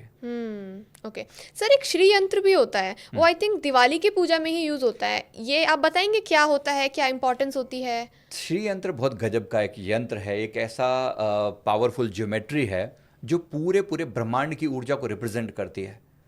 तो ये माता त्रिपुर सुंदरी जी के द्वारा, समझो, उनका डिज़ाइन है ना, उनके द्वारा ये क्रिएट किया गया है, जो पूरे ब्रह्मांड को कंट्रोल करने का एक पावरफुल मंत्र है। तो एक यंत्र है।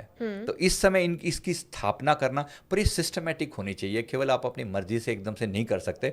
फिर भी ये मंत्र के ऊपर थोड़ी देर के लिए त्राटक करना गजब का रिजल्ट देता है, बहुत अच्छा है। तो आप बताएंगे, मतलब हम पूजा कर रहे हैं दिवाली की, तो वहां पर श्री यंत्र रखना चाहिए, स्थापित कर सकते हैं आप, है ना। उसके साथ में माता त्रिपुर सुंदरी जी की पूजा जरूर करनी पड़ेगी। फिर ओके, जरूर करें, नेट पे मंत्र दिया हुआ है, आराम से पढ़ के माता त्रिपुर सुंदरी जी का मंत्र की चैंटिंग करें, फिर इस श्री यंत्र को पावर दी जाती है, फिर ये श्री यंत्र एक्टिवेट होता है। तो एक्टिवेट होने से क्या बेनिफिट्स मिलेंगे? ये मंत्र लगातार देखो, ये ओवरऑल क्या, पूरे ब्रह्मांड की ऊर्जा का एक छोटा स्मॉल फॉर्म है। अगर आप अपने घर में श्री यंत्र को पूरा पावर के साथ एनर्जाइज करके रखते हैं, तो ये आपके पूरी घर की एनर्जी को कभी डाउन नहीं जाने देगा, घर की, परिवार की एनर्जी को कभी डाउन नहीं जाने देगा, हमेशा सुख समृद्धि आनंद से भरपूर रखेगा। तो श्री यंत्र की स्थापना लेकिन प्रॉपर सिस्टम से होनी चाहिए। केवल आप अपनी मर्जी से करके ऐसा करेंगे तो असर कम देगा, नेगेटिव नहीं होगा, डरना नहीं। मतलब मैं ऐसे बोल रहा हूँ कि अगर 100% पावर चाहिए तो पूरी विधि विधान के साथ करें, नहीं तो 10-20% तो असर मिलेगा ही मिलेगा।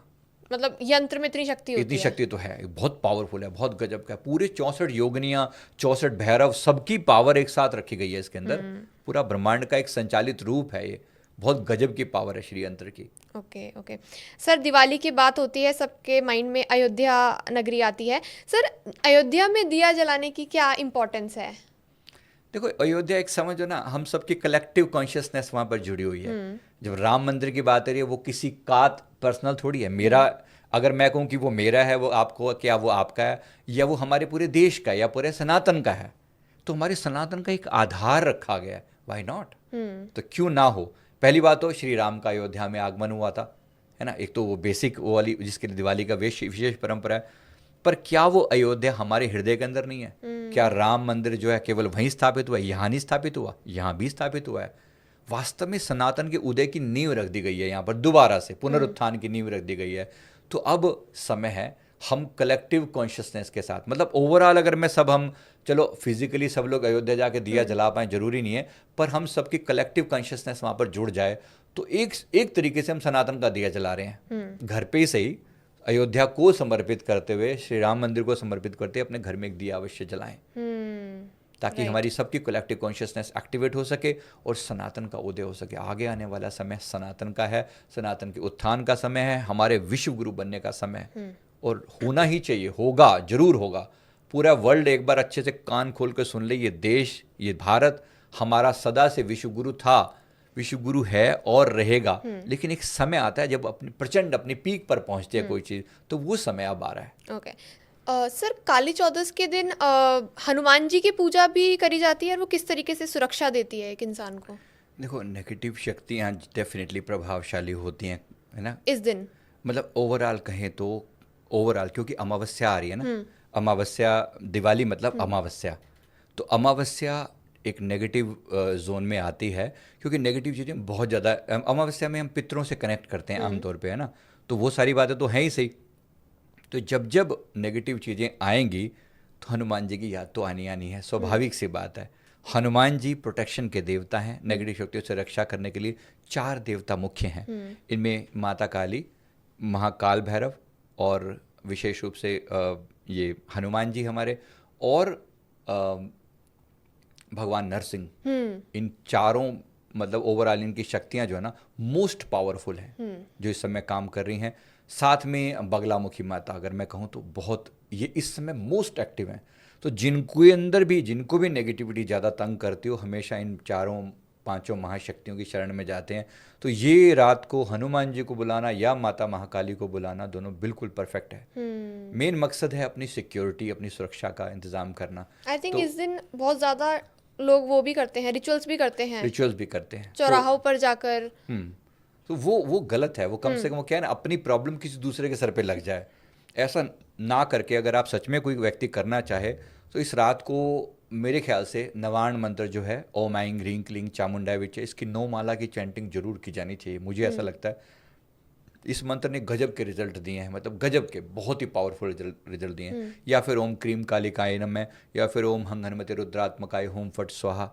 ये बेसिक मंत्राज हैं जो आपको प्रोटेक्शन देते हैं। हर एक व्यक्ति को अपने लिए इंडिविजुअली इनका इंतजाम रखना ही चाहिए, जरूर करने चाहिए अपने ऑरा को स्ट्रॉन्ग बनाने के लिए। ओके ओके सर, लास्ट सवाल मैं आपसे पूछना चाहती हूँ, जो दिवाली के 3 दिन हैं, इसमें पूजा करना, मतलब पूजा करना कितना इंपॉर्टेंट है? कि कुछ लोग बोलते हैं कि कोई बात नहीं, हम नहीं करते, हमारे दिल में भगवान है, हम पूजा नहीं करेंगे, तो कितना इंपॉर्टेंट है इन 3 दिन स्पेशली? भाई, शरीर शुद्धि, मन शुद्धि और आत्म शुद्धि, है ना, 3 बातें मैंने कही। तो शरीर शुद्धि के लिए हो गई अपनी, जो सबसे पहले हमने 13th को, तो धनतेरस। अब धनतेरस में धन की भी एक तरीके से धन्वंतरी जी की पूजा हो रही है, मतलब जो ओवरऑल जो है वो आयुर्वेद के देवता हैं, तो उनकी पूजा हो रही है। तो अगर कुछ ज़्यादा समझ में ना आए ना, केवल 10 मिनट के लिए ओम धन्वंतरे नमः इस मंत्र की चैंटिंग कर ली जाए। इनकी में इतनी पावर है, मेरे प्रैक्टिकल रिजल्ट हैं, क्योंकि लोग कंसल्टेशन लेते हैं तो मैं उनको बोलता हूँ कि कोई दवा तुम पे असर ना कर रही हो ना, हाथ में दवा लेकर उस पर अपना हाथ रख के ओम धन्वंतरे नमः, ओम धन्वंतरे नमः ऐसे चैंटिंग करके इस दवा को आप ग्रहण करो। जो देखो, दवा का हर अपनी एक तासीर होती है, लेकिन दवा का असर मैक्सिमम मिलेगा, बेहतरीन रिजल्ट आएंगे अगर आप धन्वंतरी जी का जाप करोगे। सर, कितने बार बोलना होगा ये मंत्र? 10 मिनट के लिए। 10 मिनट, अगर आपको लंबा बड़ा इफेक्ट चाहिए तो, नहीं तो इफ़ नॉट पॉसिबल कम से कम 11 बार तो बोले। इतनी बेसिक चीज़ है। तो धन्वंतरी जी हो गए धन के देवता, आयुर्वेद के देवता। फिर उसके बाद मैंने काली चौदस का आपको बताया, तो क्रीम कालिकाय नमः, ओम क्रीम कालिकाय नमः माता का ये मंत्र, या फिर ओम ऐं ह्रीं क्लीं चामुंडाय विचे, ये बेसिक मंत्र है। अगर आप पूरे प्रोसेस को नहीं भी करना चाहते, कम से कम 10 मिनट का ये तो बनता है। तेल से स्नान है, अभ्यंग स्नान जिसको कहा जाता है, वो इतनी तो बेसिक सी चीज़ है। अगर आप ज़्यादा नहीं भी करना चाहते तो शरीर शुद्धि और मन शुद्धि पर जोर दिया जाए। मन के 4 कोनों को ठीक करने के लिए कम से कम इतना कि घर के 4 कोनों में ही दिया जला दिया जाए, इसीलिए चतुर्मुखी दिया जलाया जाता है। तो 4 कोनों में दिया जला दिया जाए और अपने साथ में बैठकर ओम, इस मंत्र की 9 माला के चैंटिंग करा, ओम नवाण मंत्र की आप चैंट कर लीजिए, आपकी दिवाली का एक पार्ट तो पूरा हो गया। बाकी उसको अच्छे से मनाएं तो क्या दिक्कत है। आप जितना मर्जी कहते रहे, भगवान तो हमारे अंदर भी हैं, आपके अंदर कोई ज़्यादा है क्या? मतलब जो लोग कहते हैं, मैं उनकी बात कर रहा हूँ कि आपके अंदर कोई ज़्यादा है, नहीं, कुछ चीज़ें रिचुअल दिखाने के लिए भी ज़रूरी होती हैं। दिखाने से क्या हो रहा है, कहीं ना कहीं हम सनातन को बूस्ट कर रहे हैं। सर, फिर तो आई थिंक मंदिर भी जाना चाहिए। 100% जाना चाहिए, व्हाई नॉट। मंदिर जाने से कौन रोक, जरूर जाएं। मैं कहता हूँ हफ्ते में 1 बार जरूर जाइए। मैं दूसरे धर्म की बात कर रहा हूँ, मैं बिना नाम लिए बोल रहा हूँ, समझदार हैं आप सभी, समझिए बात को। क्या कौन सी चीज़ है जो उनको हमसे बेटर बनाती है? कुछ चीज़ों में 1-2 चीज़ें जो बेहतरीन है, ग्रुपिज्म, इकट्ठे होना, एक चीज़ की जो जुड़ाव की ताकत है ना, बहुत बड़ी है। हम सभी टूट गए हैं अलग से। हिंदुओं के कहीं ना कहीं हमारे डाउनफॉल के पीछे एक मेजर वजह रही है कि हम दूसरे से कनेक्टेड नहीं हैं। मंदिर हमें जोड़ने की जगह है, जी। उस वे में जरूर जाना चाहिए एंड कम सर, से कम। जनरल की बात तो जाना ही चाहिए, लेकिन अभी जो दिवाली के ये 3 दिन है, हाँ, ये तो हमारा मेन त्योहार मेन है, त्योहार है। इसमें तो आई थिंक जाना चाहिए, और आई थिंक चढ़ाना भी चाहिए या डेफिनेटली, डेफिनेटली जरूर जाएं। और जब भाई धन की जरूरत सबको है, सोचने की बात है ना, मुझे चाहिए धन लेकिन मैं चवन्नी न चढ़ा के राजी, है ना, मुझे 1 लाख रुपए दे दो लेकिन मैं तुम्हें 10 रुपए भी ना दूं, नहीं, ये नहीं चलेगा। बल्कि खुल के करें। अगर चलो माता महालक्ष्मी को भी क्या, उनको तो कौन से धन की जरूरत है, लेकिन किसी गरीब को दे दें, उनके दिए ही बिकवा दें, चलो देना भी क्या है आपको, अगर वो भी ना दें, किसी गरीब के लिए हम इतना भी कर पाए ना, और अगर हो जाए तो क्या फ़र्क पड़ता है। मतलब एंड अगर स्पेशली अगर हम किसी की हेल्प करते हैं तो कितने खुशी होगी उनको भी। थोड़ी सी मिठाई का 4 लड्डू लेके दे देने में कौन सी किसी को आफत आ रही है, कौन सी बड़ी बात है। सर, आपने ही मेरे साथ पॉडकास्ट करा था, मैं उससे एक बहुत अच्छी चीज़ सीखी थी जो मैं अब इम्प्लीमेंट करती हूँ अपनी लाइफ में, कि हम जितना देंगे वो मल्टीप्लाई होकर हमारे पास आता है। जैसे आपने अंबानी जी की बात करी थी, तो जैसे हमारे पास ये 3 दिन हैं, ये इतने अच्छे मौके हैं, तो आप जितना दान करेंगे, चढ़ाएंगे, वो मल्टीप्लाई होकर ही आपके पास आएगा, तो ये आपका ही बेनिफिट है इसमें। और इतना पावरफुल योग इस दिन बन रहा है, तो इस दिन तो सिद्ध मंदिर में पूजा करवानी ही चाहिए। एंड ये बहुत लोगों की शिकायत होती है, बहुत लोग बोलते हैं कि हम सिद्ध मंदिर नहीं जा सकते, बहुत सारे इश्यूज़ हैं। तो बेस्ट ऑप्शन मेरे हिसाब से यही है कि हम श्री मंदिर ऐप के थ्रू घर बैठे सिद्ध मंदिर में पूजा करवाएं, और ये ऑथेंटिक तरीके से होता है, मैंने खुद करवा रखी है। हर साल अपनी एक वाइब्रेशन लेकर आता है। 2026 की क्या फ्रीक्वेंसी रहने वाली है? होप की फ्रीक्वेंसी, पॉजिटिविटी की फ्रीक्वेंसी और अवेकनिंग की फ्रीक्वेंसी। सूर्य का साल है, नेतृत्व का साल है, यानी कि जो लोग भी किसी भी तरह की लीडरशिप लेवल पर बैठे हैं और अपने आप को ग्रो करना चाहते हैं, 2026 उनके लिए बेस्ट है। कोई नया बिजनेस शुरू करना चाहते हैं, किसी नई चीज़ में वेंचर करना चाहते हैं, तो 2026 एकदम नंबर 1 है इन सब चीज़ों के लिए। ओके सर, हम ऐसा बोल सकते हैं कि जैसे हम सभी को पता ही है मंगल का साल जो 2025 है, ये कितना बुरा रहा है खराब सभी रहा के है, लिए। हाँ। तो सर, जैसे सबको अपने कर्मों का फल मिल चुका है, अब 2026 में क्योंकि हमारे कर्मा क्लेंज हो चुके हैं, अब 2026 में वो न्यू स्टार्टिंग हो रही है सबकी। यस, न्यू स्टार्टिंग हो रही है, क्योंकि पुराने अभी भी कर्मों का इफेक्ट जीरो नहीं हुआ है, बट ये जरूर है कि हाँ, एक मेजर चेंज ओवर हुआ है। तो जो साल तक अभी तक जो चीज़ें बहुत भारी जा रही थी, कम से कम उनसे अब चीज़ें ओवरकम होने की संभावना है। तो जैसे मैंने कहा, एक तो देखो रिश्तों के लेवल पर जहाँ जहाँ गड़बड़ थी ना, अब यहाँ पे नया चेंज ओवर हुआ है। तो पुराने रिश्ते या तो सरवाइव करेंगे अगर व्यक्ति ने कॉम्प्रोमाइज़ किया, अगर सही ढंग से आपके साथ सही ढंग से कोई व्यक्ति जीना चाहता है, मोस्ट वेलकम। लेकिन अगर नहीं जीना चाहता तो get out, is that simple. अब वो जो एक बोझ ढोने वाली बात है ना, कार्मिक बोझ, नहीं मुझे तो इन्हीं के साथ जीना है, ये संभावना से आप बाहर आ सकते हो। तो ये रिश्तों के लेवल पर। दूसरा, फिजिकल हेल्थ के लेवल पर सन का साल है, वाइटैलिटी, जो बॉडी की इम्यूनिटी पावर है उसको बढ़ाने का समय है। तो जो लोग बीमार थे, अब उनके अंदर एक होप पैदा होनी चाहिए। जो लोग डिप्रेशन में थे, उनके अंदर एक पॉजिटिविटी पैदा होनी चाहिए, क्योंकि एनर्जी को एक्टिवेट करने का समय आ चुका है। तो जो लोग थोड़ा सा अगर अपना योगा, प्राणायाम, कपालभाति, भस्त्रिका इत्यादि करके थोड़ा सा अपने ऊपर काम करेंगे, एकदम प्रॉपर उनकी जीवन ऊर्जा जागने लगेगी। मणिपुर चक्र की ऊर्जा है ये। तो मणिपुर चक्र कॉन्फिडेंस देता है, विल पावर जगाता है। मणिपुर चक्र आपके अंदर डिसीजन लेने की पावर पैदा करता है। तो जो लोग भी अभी तक इनडिसिसिव थे, जिनको निर्णय लेने में दिक्कत हो रही थी, अब ये समय उनके लिए है। कहें अपने आप से कि मैं सूर्यदेव की ऊर्जा से कनेक्टेड हूँ, ये अफर्मेशन बता रहा हूँ आपको, और बहुत ज़बरदस्त काम करेंगे। मैं सूर्यदेव की ऊर्जा से कनेक्टेड हूँ और मैं इस ऊर्जा से अपने आप को लगातार एक्टिवेट कर रहा हूँ। मेरा मान सम्मान बढ़ रहा है, मेरा अपने ऊपर आत्मविश्वास बढ़ रहा है, मेरा मान सम्मान बढ़ रहा है। और मान सम्मान सच में बढ़ेगा, जो जिसे हम ऑरा कहते हैं, वो भी तो हमारे उसका जो ग्लो आता है फेस के ऊपर, ये ग्लो भी मणिपुर चक्र के कारण ही आता है। तो बहुत संभावना है, अगर कोई व्यक्ति ग्रो करना चाहता है, ग्लो करना चाहता है, दोनों वर्ड यूज कर रहा हूं, ग्लो और ग्रो, तो ग्लो भी होगा, यानी कि अब अपने अंदर चमक पैदा करने का, अपने अंदर एक नई पावर के साथ एक्टिवेट करने का ये समय है। तो बहुत पॉजिटिव है, इस मामले में बहुत पॉजिटिव है। हालांकि बाहरी कंडीशंस गड़बड़ रहेंगी, उसमें चैलेंजेस खत्म नहीं होंगे कभी भी, वो मैं नहीं कह रहा हूँ, क्योंकि जब भी कुछ नया बनाना शुरू करोगे तो चैलेंज तो आएंगे, इसमें कभी कोई दो राय नहीं है। पर ये जरूर है कि आपके पास पॉसिबिलिटीज खूब है, ऊर्जा चढ़ाने वाली है, गिराने वाली नहीं है। Okay, right. सो मतलब सबका ग्रोइंग फेज ही दिखने वाला है। ग्रोइंग फेज दिखने वाला है। ज्यादातर लोगों का कर्मा उल्टे सीधे किए हुए तो फिर बुरी तरह से सामने भी आने वाले हैं। राइट। तो सावधान हो जाएं जो लोग गड़बड़ कर रहे हैं उनके लिए। ओके सर, अभी आपने एक वर्ड यूज़ करा था कार्मिक कॉन्ट्रैक्ट्स वगैरह की जो बात होती हैं सर, आप बताते हैं कि कार्मिक कॉन्ट्रैक्ट्स होते हैं, कार्मिक सोल कॉन्ट्रैक्ट्स होते हैं सर। 2026 में ये किस तरीके का पैटर्न दिखने वाला है कार्मिक कॉन्ट्रैक्ट्स में? जिन लोगों ने, मैंने अभी बताया कि जिन लोगों ने कर्मा के लेवल पर बहुत बड़ी गड़बड़ कर रखी है, या तो सुधर जाओ, है ना। कार्मिक कॉन्ट्रैक्ट का मतलब क्या होता है? जो पिछले किए हुए कर्मा थे वो आपके सामने इस समय आने वाले हैं बड़े लेवल पर। वैसे तो ये सदा ही घटित होता रहता है, पर कभी कभी पुराने पैटर्न को कंक्लूड करने का टाइम होता है कि भाई देख लो, सुधर जाओ या फिर मैं चला, है ना। ये वाला टाइम होता है, ये टाइम वो वाला है। तो या तो नया राइज होगा, यानी अगर आपने किसी रिश्ते को रिजेक्ट मारा तो बहुत बड़ी संभावना है कि आप सदा के लिए वहां से दूर हो जाएंगे। इस बात की जो है चेंज ओवर की संभावना है। दूसरा, मैंने कहा अगर बिजनेस में मैं कहूं तो बिजनेस में नए नए सेक्टर खुलेंगे, नई नई अपॉर्चुनिटीज राइज करने वाले चांसेस हैं। तो जो लोग भी नया अपना कुछ करने की सोच रहे हैं, ये गोल्डन टाइम है। अपने लिए कुछ नया सोचो, अपनी ग्रोथ के ऊपर सोचो, कोई नया वेंचर, कोई नई चीज़, कोई नई बात जो कि पुरानी चीज़ों को तोड़कर खड़ी होगी, वो चीज़ उस पर करने का समय है।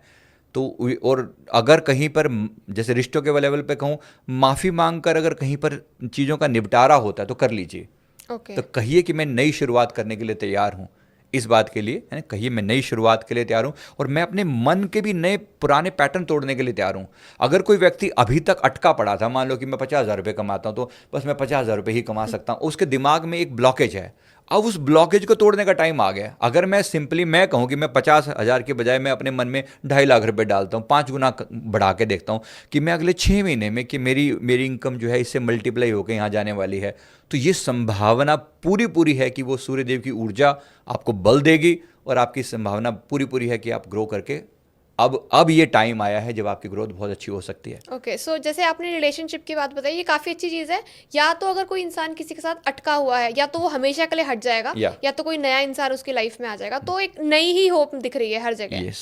और क्योंकि मैस्कुलिन ऊर्जा है, ये भी ध्यान रखने की बात है। अच्छा। सूर्य जो है ना मैस्कुलिन गिने जाते हैं, जो मून है वो फेमिनाइन गिने जाते हैं। हमारी भी ईड़ा नाड़ी और पिंगला नाड़ी के रूप में होते हैं ना। तो जो सूर्य ऊर्जा है प्रचंड होने वाली है ना। सूर्य ऊर्जा प्रचंड हो रही है, यानी मैस्कुलिन एनर्जी बढ़ रही है। तो मैस्कुलिन एनर्जी बढ़ने के कारण, जैसे कोई लेडीज हैं सपोज अभी तक सप्रेस्ड पड़े हुए थे, अभी तक उनको बहुत दबाया जा रहा था समाज के कारण, कोई पावरफुल व्यक्ति किसी रूप में उनको सप्रेस कर रहा था, अब उनके राइज करने का समय। तो अपनी बात को दबा कर मत रखिए, अपने स्ट्रॉन्ग डिसीजन लीजिए, डिसीजन लेने का टाइम है ये।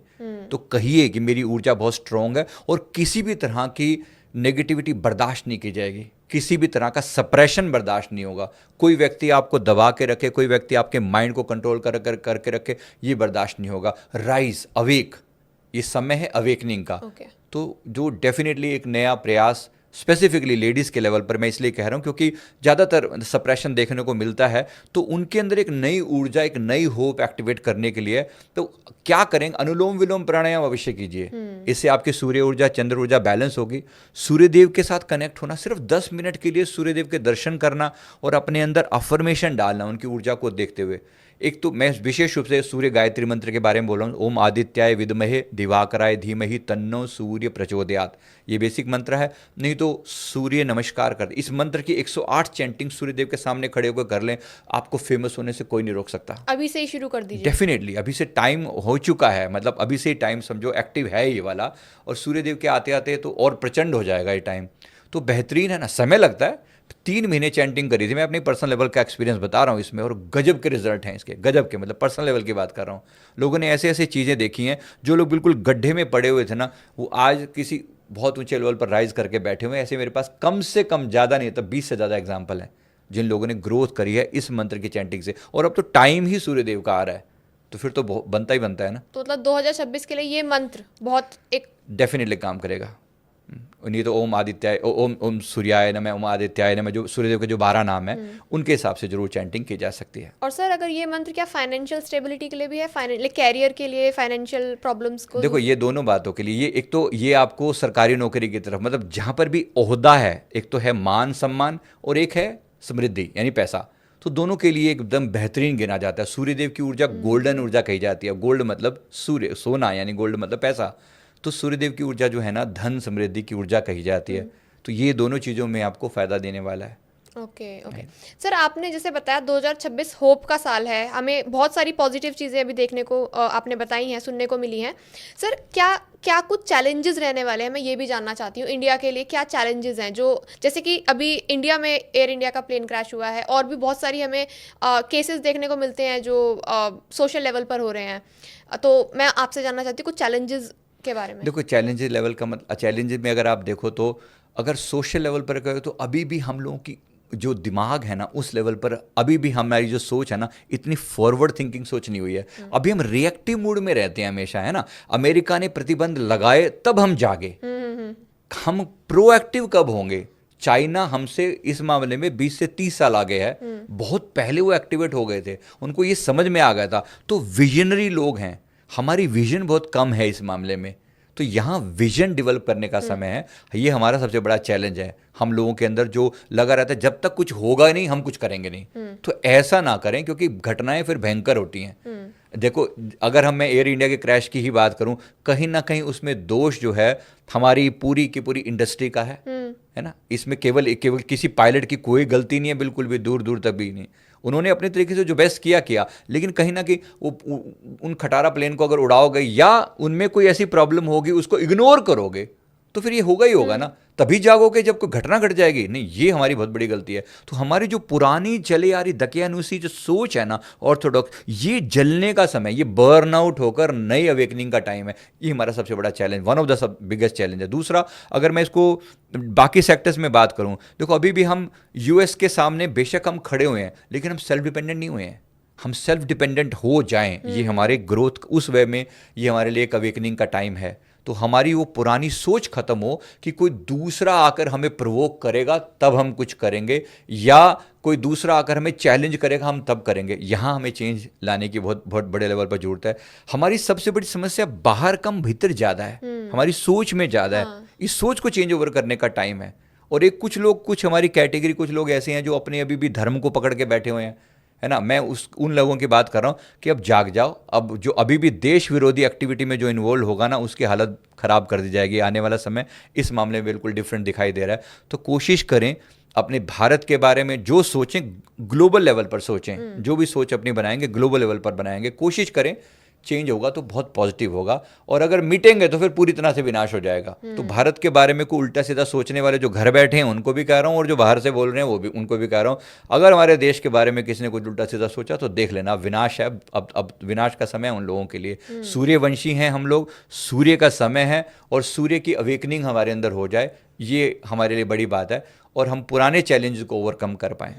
ओके सर, ये चैलेंजेस जैसे आपने बताए हैं, एक और जो चैलेंज होता है जो जिसके ऊपर किसी का हाथ नहीं है, जैसे नेचुरल कैलामिटीज होती हैं। सर नेचुरल कैलामिटीज को लेकर क्या प्रिडिक्शंस है? भूकंप आने के कितने चांसेस हैं, क्या चांसेस हैं 2026 में? देखो भूकंप के तो चांसेस ओवरऑल अगर मैं कहूँ तो जो ये वाला एरिया है ना, नॉर्दर्न एरिया, मतलब स्पेशली हिमालय वाला एरिया, क्योंकि ग्लेशियर पिघल रहे हैं और सन की लाइट बहुत ज़्यादा होने वाली है 2026 में, उसकी वजह से, ग्लेशियर पिघलने की वजह से भूकंप की संभावना उत्तरी एरिया में बहुत ज़्यादा है। जो नॉर्दर्न एरियाज़ है ना, जो भी मतलब हिमालय से सटा हुआ पूरा रीजन है, उत्तराखंड और ये वाला, यहाँ बहुत ज़्यादा हैवी चांसेस हैं। इस बार भी हम लोगों ने कितने लैंडस्लाइड देखे, तो ऐसे चांसेस मतलब और बड़े लेवल के चांसेस जो दिखाई दे रहे हैं। अब एग्जैक्ट ये कहना कि अभी कि उस जगह भूकंप आएगा या नहीं आएगा, ये एकदम से अतिशयोक्ति होगी, मैं नहीं कहना चाहूँगा इस समय। बट यस, दिख रही हैं कि इस बात की चांसेस बहुत ज़्यादा दिखाई दे रहे हैं कि जो हमारा नॉर्दर्न एरिया है, खासतौर पे उत्तराखंड, हिमाचल और हिमालय से सटे हुए जो एरिया हैं, यहाँ पर बहुत पॉसिबिलिटी दिख रही है, स्पेशली जून जुलाई के समय में 2026 में जो दिखाई दे रहा है। बाकी वेदर के मामले में गर्मी तो सदा, क्योंकि फ्लेयर सन गर्मी एकदम हाई लेवल पर जाने वाली है, और उसी के कारण फ्लड्स वगैरह भी बहुत ज़्यादा होने वाले हैं। ओके सर, जो बड़े हादसे होते हैं, क्या आपको इसका कोई विजन दिखा है 2026 में? बड़े हादसों के लेवल पर ऐसा कोई बहुत भयंकर लेवल का तो नहीं दिख रहा, जैसा अभी तक हमने 2025 में झेला, ऐसा तो हमें नहीं दिख रहा, और भगवान करे ऐसा ना ही हो। पर ये जो नेचुरल कैलेमिटी के कारण जो होने वाली घटनाएं हैं, ये बड़े लेवल पर हादसों को जन्म दे सकते। बाकी देखो घटनाएं तो होती रहती हैं, जैसे खास तौर पे जब भी, क्योंकि ये शरारती तत्व जो है ना, ये भड़काने की कोशिश बहुत ज़्यादा करेंगे, तो इसके कारण चीज़ें खराब हो सकती हैं। जो सोशल लेवल का अनरेस्ट है ना, ये खतरनाक दिख रहा है जो सोशल लेवल की मैं बात कर रहा हूँ, ये जरूर खराब दिख रहा है। यानी कि जो लोकल लेवल पर जो दंगे भड़काए जाने के बाद है, तो इसमें किसान आंदोलन, यूथ को भड़काने वाला जो पार्ट है वो वाला, तो वो किसानों के लेवल पर, छात्रों के लेवल पर, या फिर युवाओं के लेवल पर, ये बहुत बड़े लेवल पर किया जा सकता है। जुलाई तक आते आते इस बात की बहुत संभावना दिख रही है। Okay okay. अच्छा सर, मैं आपकी कुछ वीडियोस देख रही थी, उसमें आपने बताया था कि भारत पर कोई साइबर अटैक होने वाला है या होने के चांसेस हैं। मैं इसके बारे में जानना ये चाहती हूँ। साइबर अटैक की भी चांसेस जो है ना, साइबर अटैक, क्योंकि अब डिपेंडेंसी हमारी पूरी सिक्योरिटी पर जा रही है ओवरऑल जो है, क्योंकि सारे ट्रांजैक्शन यूपीआई बेस्ड हो रहे हैं और बहुत लोगों को यूपीआई से चिढ़ भी हो रही है। अभी कम से कम इस समय 8 कंट्रीज में तो फुल्ली एक्टिव है यूपीआई, और अभी देखो फ्रांस में इतना एक्टिव हो चुका है मतलब यूपीआई ओवरऑल। तो उसके कारण बहुत लोगों को तकलीफ होगी कि हमारे बैंकिंग सेक्टर पर अटैक होगा, और बैंकिंग सेक्टर में अटैक होने के चांसेस बहुत ज़्यादा हैं, बहुत ज़्यादा। छोटे मोटे अटैक तो अभी भी बहुत हो रहे हैं, जैसे रैनसमवेयर और ये सब अटैक तो बहुत सारे होते हैं। वायरस अटैक, साइबर अटैक जो इसमें, तो ये एक मेजर जो है ना, मार्च अप्रैल में थोड़ा सावधान रहें सारे, और अपना पैसा मतलब मोटी अमाउंट एक जगह पर डालने के बजाय डिस्ट्रीब्यूटेड करके रखना, और कुछ पैसा कैश हाथ में जरूर रखना। इस सब के लिए एक जनरल बात कर रहा हूँ जो कि बहुत इंपॉर्टेंट है। सारा का सारा पैसा, एक मोटा पैसा एक जगह पर ना रखें कभी भी, तो बहुत ज़्यादा साइबर अटैक होने के चांसेस बहुत ज़्यादा हैं। ये तो केवल हमारी मतलब प्रेडिक्शन ही नहीं है, बल्कि ये तो हमारे जो डेटा सिक्योरिटी, हमारी जो वेबसाइट है हमारे भारत देश की, उसमें भी कहा गया है कि इस बात के चांसेस बहुत ज़्यादा हैं, क्योंकि घात तो बहुत बार होते रहते हैं, मतलब अटैक तो छोटे छोटे तो होते ही रहते हैं, लेकिन बड़ा अटैक होने की संभावना जिससे पूरा का पूरा सिस्टम ठप हो जाए, मतलब जिससे पूरा पूरा बैंकिंग सिस्टम एकदम ठप हो जाए। जैसे अभी यूरोप में सुना था आप लोगों ने ना, यूरोप में पूरा पूरा मतलब पूरे एक दिन 24 आवर से भी ज़्यादा का समय पूरी फ्लाइट्स और पूरा सिस्टम ठप रहा। ऐसी पॉसिबिलिटी इंडिया में दिख रही है। ये आपको 2026 मार्च अप्रैल के अराउंड? ये मार्च अप्रैल के आसपास की बात है। प्लस माइनस एक आधा महीना प्लस माइनस हो सकता है, क्योंकि जो है ना ये चीज़ें एग्जैक्ट क्लैरिटी के साथ कहना थोड़ा मुश्किल है, लेकिन है जरूर पक्का, और सीरियस बहुत है। ये जो अटैक होगा वो सीरियस वाला होगा। हालांकि मैं इतना जरूर कह रहा हूँ कि भगवान की फिर भी हमारे ऊपर बड़ी कृपा है, देवी देवता एंजल्स संभाल लेते हैं किसी भयंकर नुकसान के होने से पहले। बट ये है बहुत बड़ी पॉसिबिलिटी, और हमारी सारी जो सिक्योरिटी एजेंसीज हैं इनको सावधान होने की जरूरत है। इवन सर नॉर्मल लोगों को भी, क्योंकि आजकल ऑनलाइन ट्रांजैक्शंस इतना कॉमन हो चुका है कि बच्चे बच्चे अब ऑनलाइन ट्रांजैक्शन ही कर रहे हैं। राइट। तो कहीं ना कहीं अपनी जैसे वो होती है ना 2 फैक्टर ऑथेंटिकेशन वगैरह, उसमें आप सभी लोग अपना अपना ख्याल रखें, और कोई भी ऐसी बेवकूफ़ियाँ ना करें जो बेसिक लेवल की बेवकूफ़ियाँ, कि कोई आया और आपको ऐसे फ्रॉड करके चला गया। कम से कम आपने अपनी तरफ से सारे इंतजाम कर रखें, बाकी फिर जो होगा आगे समय के हिसाब से बताया जाएगा, लेकिन कम से कम अपनी तरफ से ऐसी बेवकूफ़ी ना करें, और अपने आप को जितना सेफ रख सकते हैं उतना रखने का प्रयास करें। ओके सर, आपकी ही मैं कुछ वीडियोस देख रही थी, आपने बताया था कि 2026 में कुछ बड़े लीडर्स हैं, उनकी सेहत पर कुछ खतरा मंडरा रहा है। मैं ये जानना चाहती हूँ क्या है। देखो, सेहत पर अब मैं नाम लूँ तो ये अच्छा नहीं होगा इस मामले में, ये क्योंकि इनकी सेहत खराब होगी, उनकी खराब होगी, ऐसा बीजेपी के जो टॉप लीडर्स हैं उनके ऊपर में दिख रहा है। मोदी जी का तो नहीं है, वो बिल्कुल भी नहीं है। मैं बाकी सब के लिए थोड़ा एक सावधानी के लिए कह रहा हूँ, क्योंकि चांसेस काफ़ी ज़्यादा हैं कि ऐसी कोई न्यूज़ ऐसी आ सकती है, लेकिन भगवान करे सब ठीक रहे, ऐसी प्रार्थना के साथ ही कह सकता हूँ। किसी के बारे में कुछ और कहना उचित नहीं है। लेकिन आपको दिख रहा है कि हाँ, कोई जरूर ऐसी तबीयत खराब होने के चांसेस काफ़ी दिख रहे हैं। ज़्यादा तबीयत खराब दिख रही है या? हाँ, मतलब ऐसे नहीं ऐसी कोई वो नहीं है कि रहें, बने रहें, सदा रहें, ऐसी प्रार्थना तो सदैव है। तो ऐसे किसी के बारे में और रिमार्क देना ठीक नहीं है। Okay okay sir, silver and gold के प्राइसेस के बारे में आपने ऑलरेडी बताया 2025 में। 2026 में क्या ओवरऑल उनका प्राइसेस बढ़ा ही रहेगा या वो नीचे भी आएगा? देखो, कुछ प्लस माइनस तो कभी कभी होता रहता है, लेकिन 2000 अभी कम से कम मार्च अप्रैल तक तो उसके बढ़ने की बहुत चांसेस हैं। Okay. और अगर इंडिया जिसकी चांसेस दिख रहे हैं ये ऑपरेशन सिंदूर वगैरह का पार्ट 2 होने की, तो फिर ये रेट और बढ़ेंगे। अच्छा। तो अभी देखो 1.5 लाख तक तो हमें दिख रहा है, 150 क्रॉस करता हो तो सोना अभी भी दिख रहा है। सो इट मींस किसी को अगर गोल्ड सिल्वर में इन्वेस्ट करना है वो भी कर सकता है। हाँ, लेकिन फिजिकली में करना, मतलब कमोडिटी लेवल पर, डिजिटल लेवल की बात मैं नहीं कर रहा हूँ बिल्कुल भी। फिजिकल गोल्ड है ना, ये नहीं कि लोग उसको डिजिटल गोल्ड में इजी, वो इतना आसान नहीं है वो, है ना। डिजिटल की बजाय फिजिकल की बात कर रहा हूँ मैं यहाँ पर, जो भी करना फिजिकल लेवल पर। ओके हाँ जी। ओके सर, अगर हम स्पिरिचुअल प्रैक्टिस की बात करें तो 2026 की कोई ऐसी प्रैक्टिस बता दीजिए जो हर इंसान को डेली करनी ही चाहिए 2026 में। सूर्य साधना पहली बात डेफिनेटली करनी चाहिए। अगर कोई कर सकते हैं तो मतलब इसके अलावा साइलेंस की प्रैक्टिस करना, थोड़े समय शांत बैठना, मौन की प्रैक्टिस करना, मतलब कुछ समय के लिए तो आपने जैसे सूर्य साधना करने के बाद जो भी आपके इष्ट गुरु भगवान हैं उनके करो। मैंने कहा ना, ये चेंज ओवर का समय है। चेंज ओवर के समय में जब आप स्पिरिचुअलिटी से कनेक्ट होंगे ना, मैंने पूरा देखा है कि देखो ओवरऑल हम देखें तो 2020 से लेकर 2031 तक का जो टाइम पीरियड है ना, ये पूरा 3D टू 5D शिफ्ट का समय दिखाई दे रहा है ना। तो अभी हम 4D के फेज में गुजर रहे हैं लगभग। 4D का मतलब है हार्ट लेवल पर, इमोशन लेवल पर। अब हार्ट लेवल से शिफ्ट घटित हो रहा है ज्ञान के लेवल पर, थॉट के लेवल पर जा रही है बात। तो ये जो चेंज ओवर दिखाई पड़ रहा है, इसमें क्या आ रहा है, मतलब ओवरऑल जो है लोगों के ज्ञान डेवलप होने की जो जो दिख रहा है कि ज्ञान लोगों के अंदर बहुत जागृत होगा। तो क्या करना चाहिए, एक तो अपनी सेल्फ स्टडी, मतलब अपने आप को अपनी पर्सनल ग्रोथ के ऊपर टाइम देना। मैं बोलता हूँ बिकम योर बेस्ट वर्जन। तो आप अगर बेस्ट वर्जन अपना बन सकते हैं, ये वर्ड यूज़ कर लेना, अच्छे से दिमाग में बिठा लेना। बिकम योर बेस्ट वर्जन का मतलब है कि मैं अपना बेस्ट वर्जन कैसे बन पाऊँ, मेरे अंदर वो कौन कौन सी कमियां जिन पर मैं काम कर सकता हूँ। और 2026 किसके लिए अप्रोप्रिएट है, वो अपनी लीडरशिप क्वालिटीज़ के लिए है, वो अपने कम्युनिकेशन स्किल्स के लिए, वो अपने ज्ञान को बढ़ाने के लिए। तो नॉलेज बेस्ड जो काम होंगे ना, वो आपको बहुत ग्रोथ देंगे। तो जो भी करना अपनी ग्रोथ पे बढ़ाने के लिए, साधना के लेवल पर कहूँ, देखो सूर्य साधना मैंने सबसे पहले बताई है, बहुत बेहतरीन काम करेगी। 4 देवी देवता जो हमेशा नेगेटिविटी से बचा के रखते हैं, इसमें एक तो सबसे पहले तो है गुरु तत्व, क्योंकि सूर्य को गुरु के रूप में भी माना जाता है। तो हनुमान जी के गुरु रहे हैं, तो गुरु तत्व एक्टिव है। तो जो भी जिनके गुरु नहीं है वो अपने गुरु की शरण में जाएं। मतलब एक स्पिरिचुअल गुरु आपके हों जो आपको सही गाइडेंस दे पाएं। तो एक तो गुरु, जो भी अपने गुरु के साथ जुड़े हुए हैं अपने गुरु की भक्ति करें, उनके साथ कनेक्टेड रहें। सूर्यदेव की साधना सर्वोच्च है ही है। इसके अलावा जो भी अपनी वाइटैलिटी से, मतलब अपनी बॉडी को, इम्यून सिस्टम को बढ़ाने के लिए जो उपाय किए जा सकते हैं वो जरूर करें। इसके लिए प्राणायाम डेफिनेटली रिकमेंड करता हूँ। 4 तरह के प्राणायाम, भस्त्रिका, अनुलोम विलोम, कपालभाति और भ्रामरी, ये 4 प्राणायाम सबके लिए हाईली रिकमेंडेड है। और विशेष रूप से कपालभाति, क्योंकि ये भी जुड़ा हुआ है आपके स्टमक से, प्लस ये जुड़ा हुआ है आपके चेहरे के ग्लो से, और ये आपको ग्रोथ भी दिलवाता है। तो इस पर बहुत ज़्यादा मतलब इस पर काम किया जाना चाहिए। और कुछ हद तक अगर आप रेकी की बात करें तो रेकी एक पावरफुल मेडिटेशन जो आपकी वाइटैलिटी को बढ़ाएगा। तो जो लोग अभी तक डिप्रेशन में, नेगेटिव सोच में जी रहे थे, 2026 उनके लिए एक होप का साल बनेगा।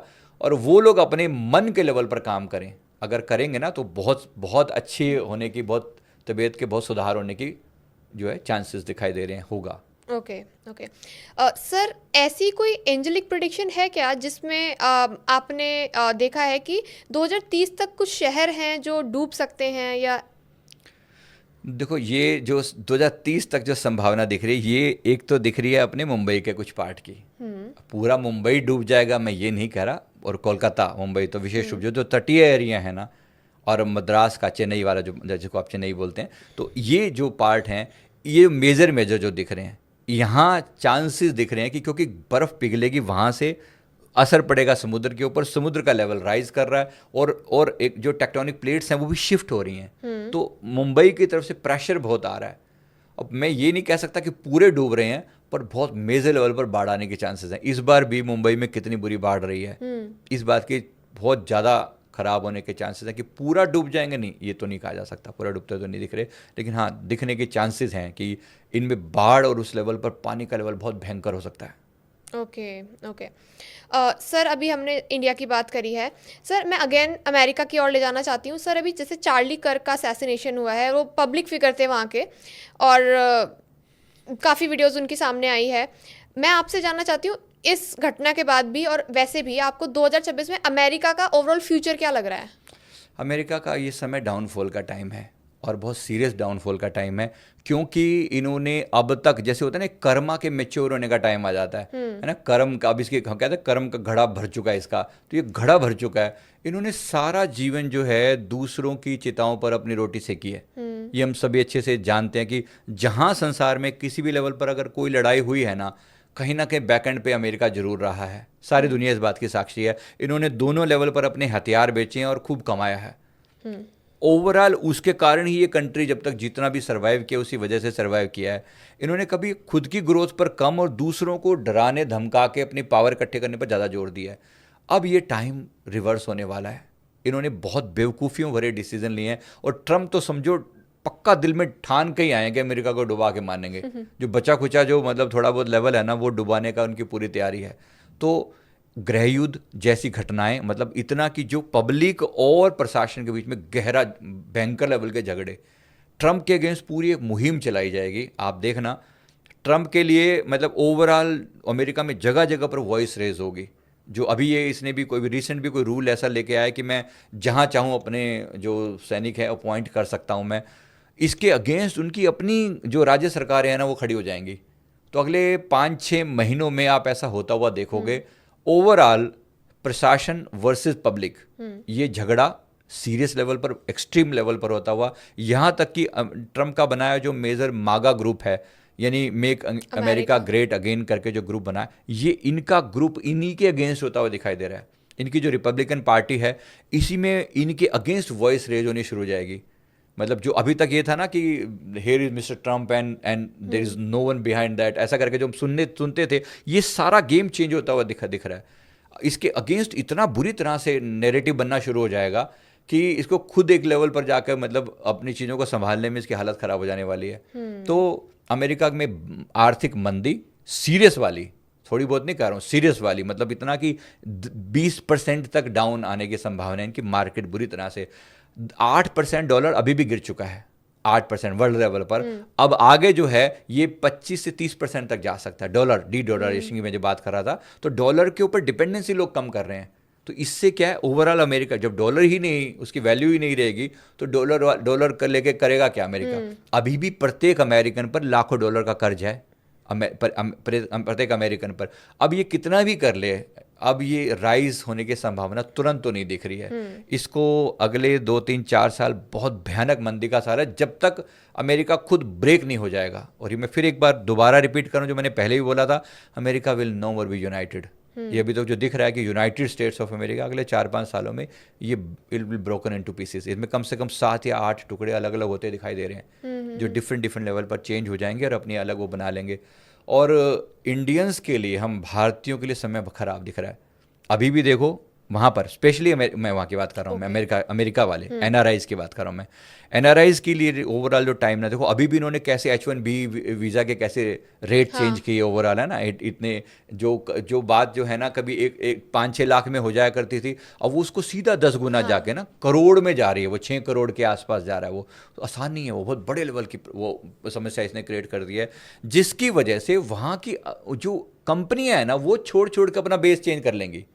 मतलब अमेजोन जैसी कंपनियां, और जो जिनके ऊपर आज तक अमेरिका नाज क्या करता था, पूरे वर्ल्ड को कंट्रोल कर रहा था, ये कंपनियां अमेरिका को छोड़ के भाग सकती हैं। इस बात की बहुत चांसेस दिख रहे हैं। तो अमेरिका खुद अपने लूप में बुरी तरह से फंसने वाला है। अब वो कह रहे हैं ना कर्म का असर होने का, ये कर्म का पूरा असर होने की पूरी चांसेस दिख रही हैं। तो अमेरिका की हालत तो बहुत ख़राब दिख रही है, बहुत ज़्यादा ख़राब दिख रही है। हालांकि ये वो कहेगा हम तो डूबेंगे सनम, तुमको भी ये वाली मूड में है ये, तो कईयों को डुबो के, जिन लोगों को इसने कर्जा दे रखा है ना, ये उनसे अपना कर्जा वापस मांगेगा। जिन देशों को अमेरिका ने कर्ज दे रखा है ना, बहुत कंट्रीज को दे रखा है, कम से कम 30 से ज़्यादा कंट्रीज हैं जिनको उन्होंने मोटा कर्जा दे रखा है। अभी उनसे कर्जा वापस मांगेगा और वो कंट्री लिटरली भिखमंगे हो जाएंगे।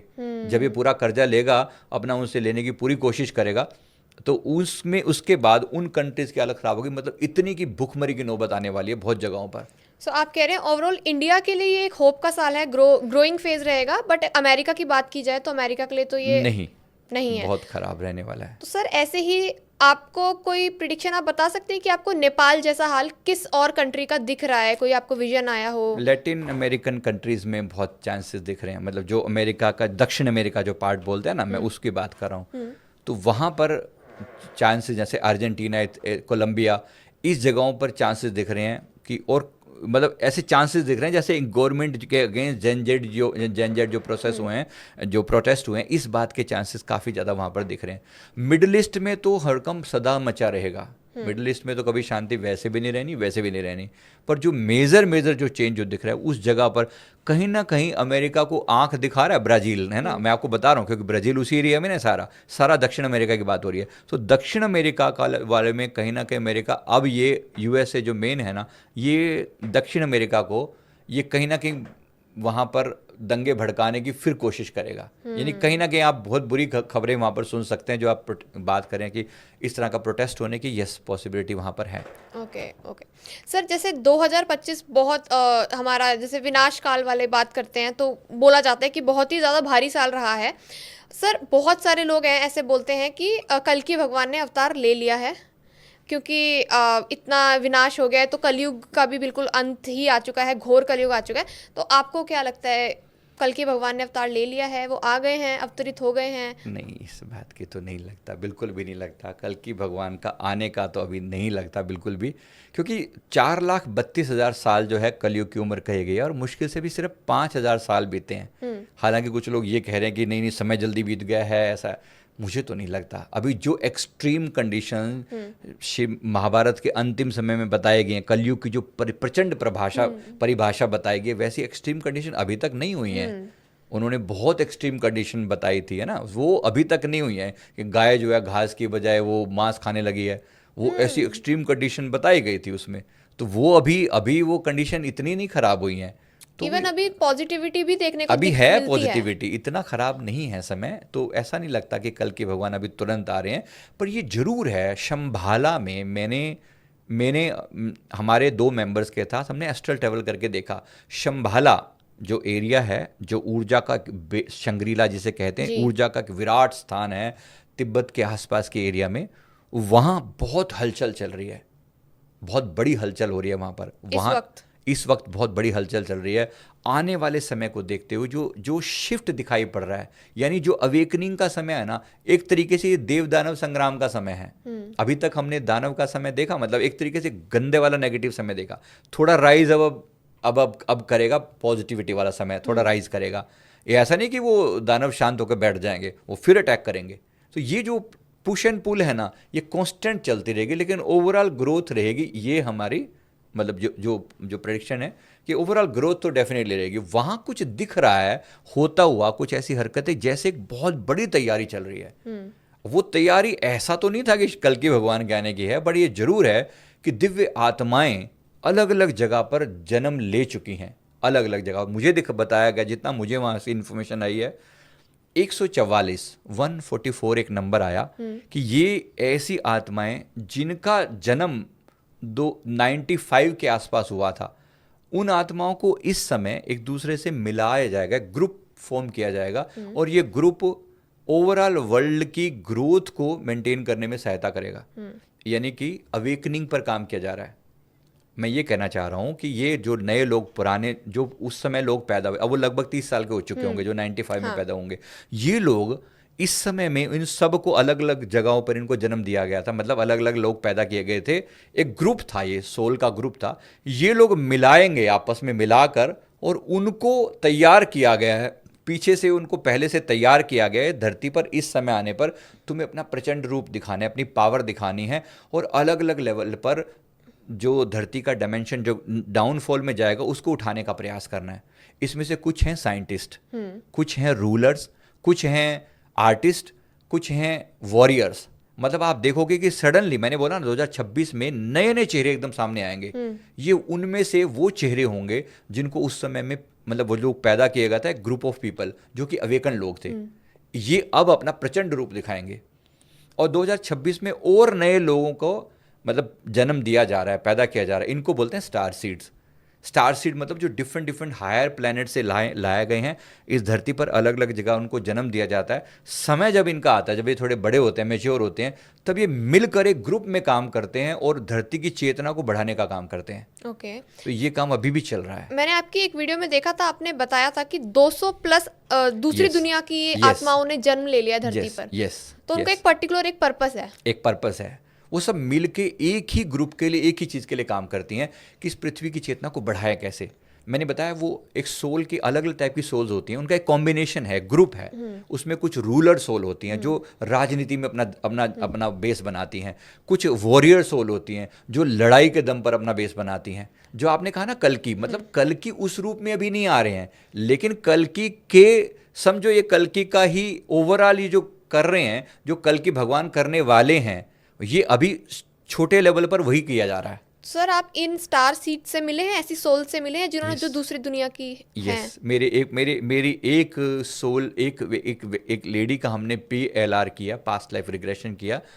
वो प्लेडियस करके, प्लेडियन सोल है वो, प्लेडियन करके एक ग्रह है, वहाँ से उसका अपना पास्ट लाइफ देखा तो उसको प्लेडियंस पे पाया। उसने कहा कि वो बिल्कुल डिफरेंट प्लेस है। और वो लेडी जो है ना पुणे की रहने वाली है। अब मैं नाम अभी नहीं ओपन में बोलूँगा क्योंकि वो बहुत लोग पीछे पड़ जाते हैं फिर उनके, तो वो मैं नहीं बोल सकता। लेकिन वो प्लेडियन से आई हैं और वो एक पावरफुल हीलर हैं।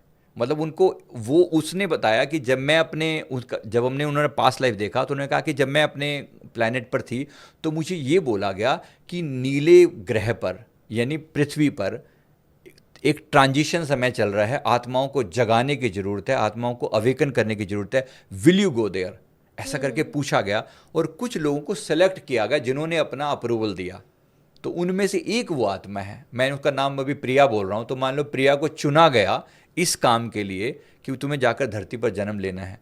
आज उनकी एज मेरे ख्याल से, मतलब मैं जैसे ऐसे बता रहा हूँ 35 के आसपास होगी।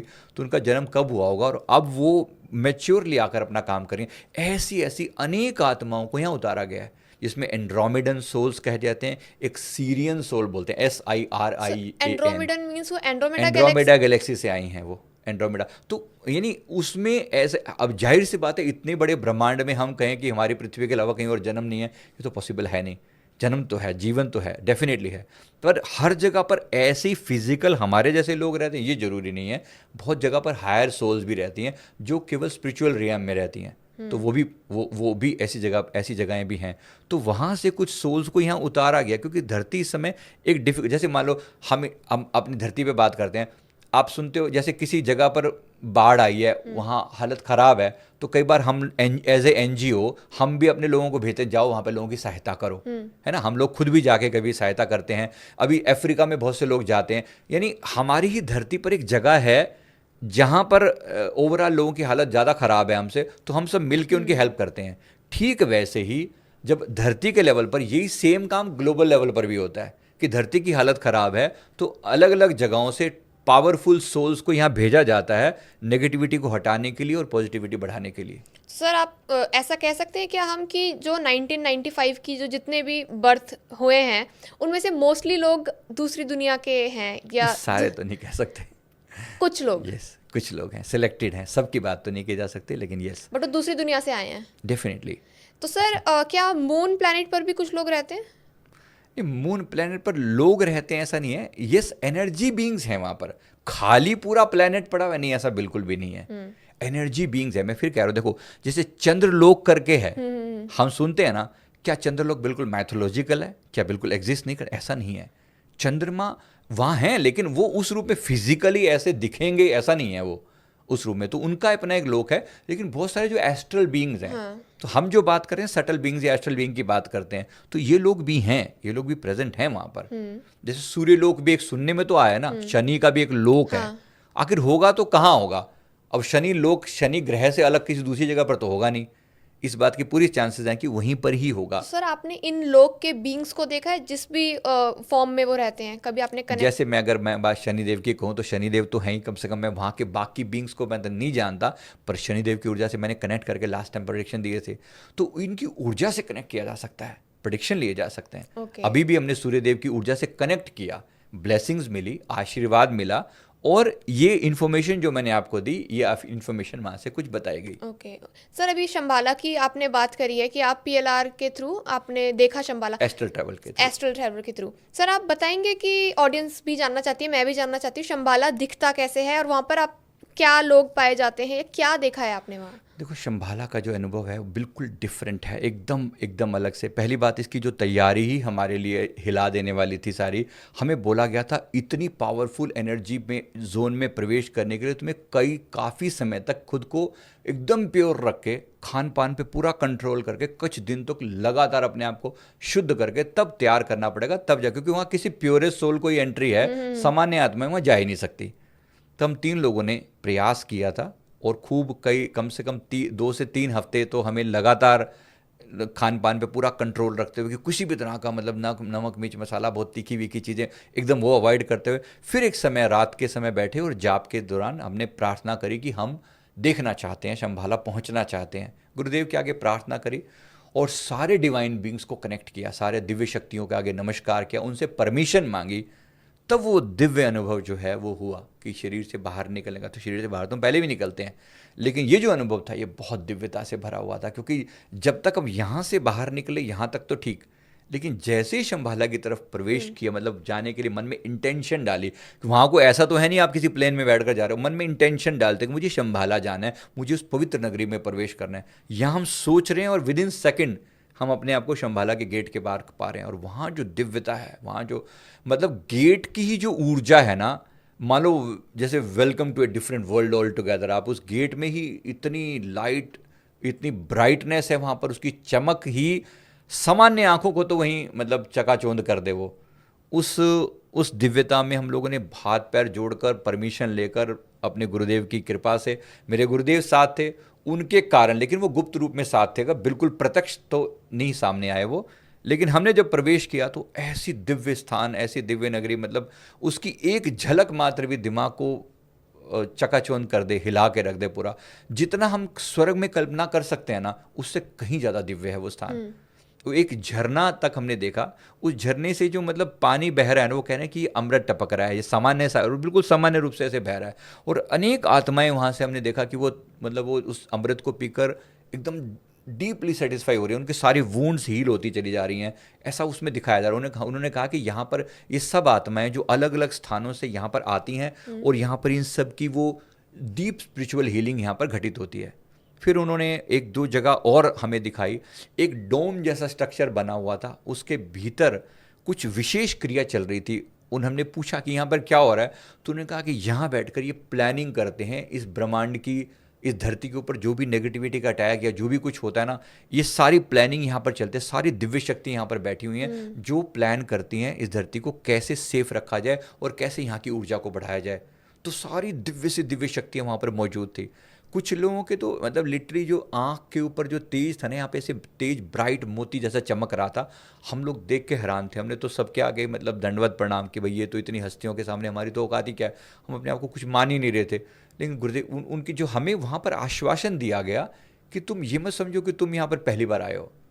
हमें तो हमारे लिए पहली बार ही था, लेकिन उन्होंने कहा कि तुम ये मत समझो तुम यहाँ पहली बार आए हो, तुम यहाँ पहले से जुड़े रहे हो। फिर उन्होंने एक जगह पर लेकर गए जहाँ पर एक मतलब एक जैसे बड़ा सा ग्लास टाइप का कुछ बना हुआ था, उसमें उन्होंने विजन्स दिखाए कि यहाँ तुम्हारे पास सारा, जैसे तुम्हारे पूरे ट्रैक रिकॉर्ड्स पड़े हुए हैं, तुम्हारी आत्मा के सारे रिकॉर्ड पड़े हुए हैं, जिसको जहाँ पर हम ये मानते हैं कि हर एक आत्मा का जो आकाशिक रिकॉर्ड है वो उस जगह पर पड़ा हुआ है। तो शंभाला ओवरऑल एक ऐसी जगह है जो दिव्य लोकों से जुड़ी हुई है। वहाँ से एक रास्ता जा रहा है जो सारे ब्रह्मांड के अलग अलग पार्ट से कनेक्टेड है। मतलब इस धरती के रेम से बाहर निकलने के, धरती से पर होकर भी ये जगह धरती की नहीं है, ये वहाँ से बाहर निकलने की जगह है, वहाँ से एग्जिट गेट है एक तरीके का, और सारी दिव्य शक्तियाँ वहाँ पर मौजूद हैं इस धरती की। तो बहुत ही गजब का वो अनुभव था, पर वहाँ बिना प्योरिटी के लिए जाना पॉसिबल नहीं है। हमें बहुत सारी वार्निंग दी गई, बहुत सारी बातों के ऊपर क्रॉस कर दिया गया और कहा कि तुम्हारे दिमाग से हम डिलीट कर रहे हैं।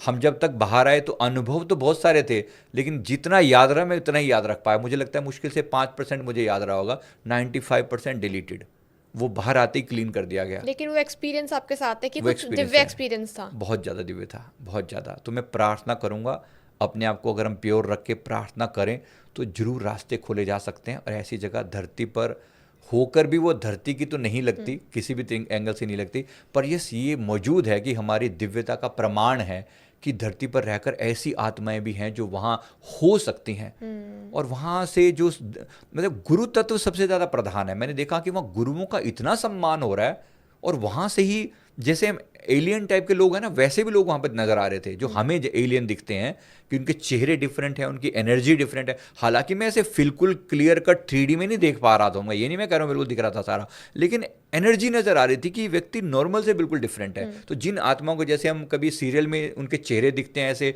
और चारों तरफ एक ग्लो जैसा दिखता है ना, वैसा ग्लो तो एक एक प्राणी पर है। वहाँ पर कोई ऐसा व्यक्ति पहुँच ही नहीं पा रहा जो नॉर्मल हो। तो दिव्य आत्माएं हैं, और दिव्य प्लानिंग चल रही है आत्माओं की, हम सब की ग्रोथ की प्लानिंग वहाँ पर हो रही है। तो ये ओवरऑल ये एक बहुत बड़ी चीज़ थी जो जो उसका।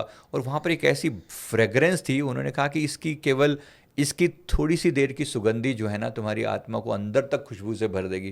और वो लिटरली वो रहा, उस चीज़ का जो अनुभव है वो।